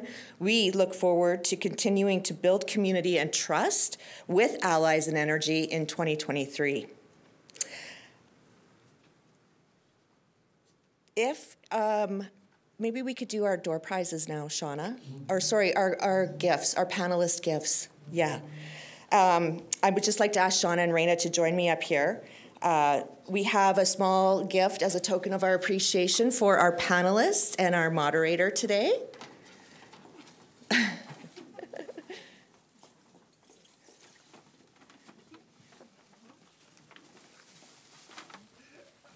And I believe, and I'll have Shauna correct me if I'm wrong, but this is a Indigenous art. Yeah. So not to spoil the surprise of opening it, but this is a piece by Patrick Hunter. He's an Ojibwe artist. He's also Two-Spirit, so I thought it was very fitting for what we were discussing today. So I hope you guys like it. Yes, go ahead and open those if you like and show everybody off the plaque. And of course, we had it just engraved with the Allies in Energy 2022 forums, so we hope you enjoy those and they find a nice place in your home office or business office. Just as a couple upcoming opportunities for Calgary Women in Energy. Of course, we're always interested in having new members join us. So if you want to be a part of this fantastic organization, please just visit our website, www.calgarywomenenergy.com, and you can have all the information there on how to join us. Our next event is actually going to be also held at the Calgary Petroleum Club. On March the 8th, we will be hosting with Floor International Women's Day as a breakfast with some guest speakers as well. So stay tuned to look for that. Perhaps now we could just draw for our fantastic door prizes. Thank you, Nicole. Shauna, did you want to come on up? Do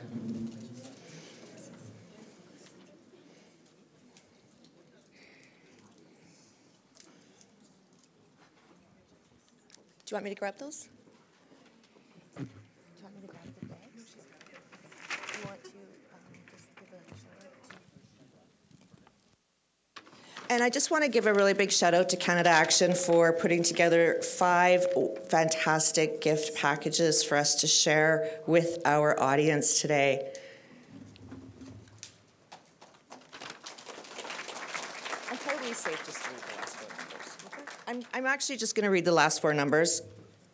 0024. Oh! Thanks, Nicole. You've got a lot of goodies in there, so enjoy. 0065. Oh, Christina. Come on, dig it up a little bit. These are all consecutive. I'm making her dig it up a little bit. 0071. Awesome. Yay. This one's like right beside it. How many do we have? 5? Yeah. 0067. You got to be by 7-1. Oh, nice. Right in the corner over there, Lydia. Okay. I think this is our last one, so. Whoa. 003. Who was one of our early birds. All right. Awesome, Anne-Marie. Great. Thank you very much. Just as a reminder now, the bar is open. There's an opportunity to purchase non-alcoholic and alcoholic beverages. Please be safe. Please don't drink and drive. We want you to all get home safely. We also have some appetizers which have come out just over to the right here, so please help yourself. Stay, get to know each other, do some mingling. It's been a while since we've been together, and I know it feels great. Our panelists, I hope, will be sticking around a little bit as well. Great. Did we want to do a group photo? Yeah, you guys are dismissed. I don't know what to say now, so I feel like I'm up at my podium giving you all these instructions, so dismissed.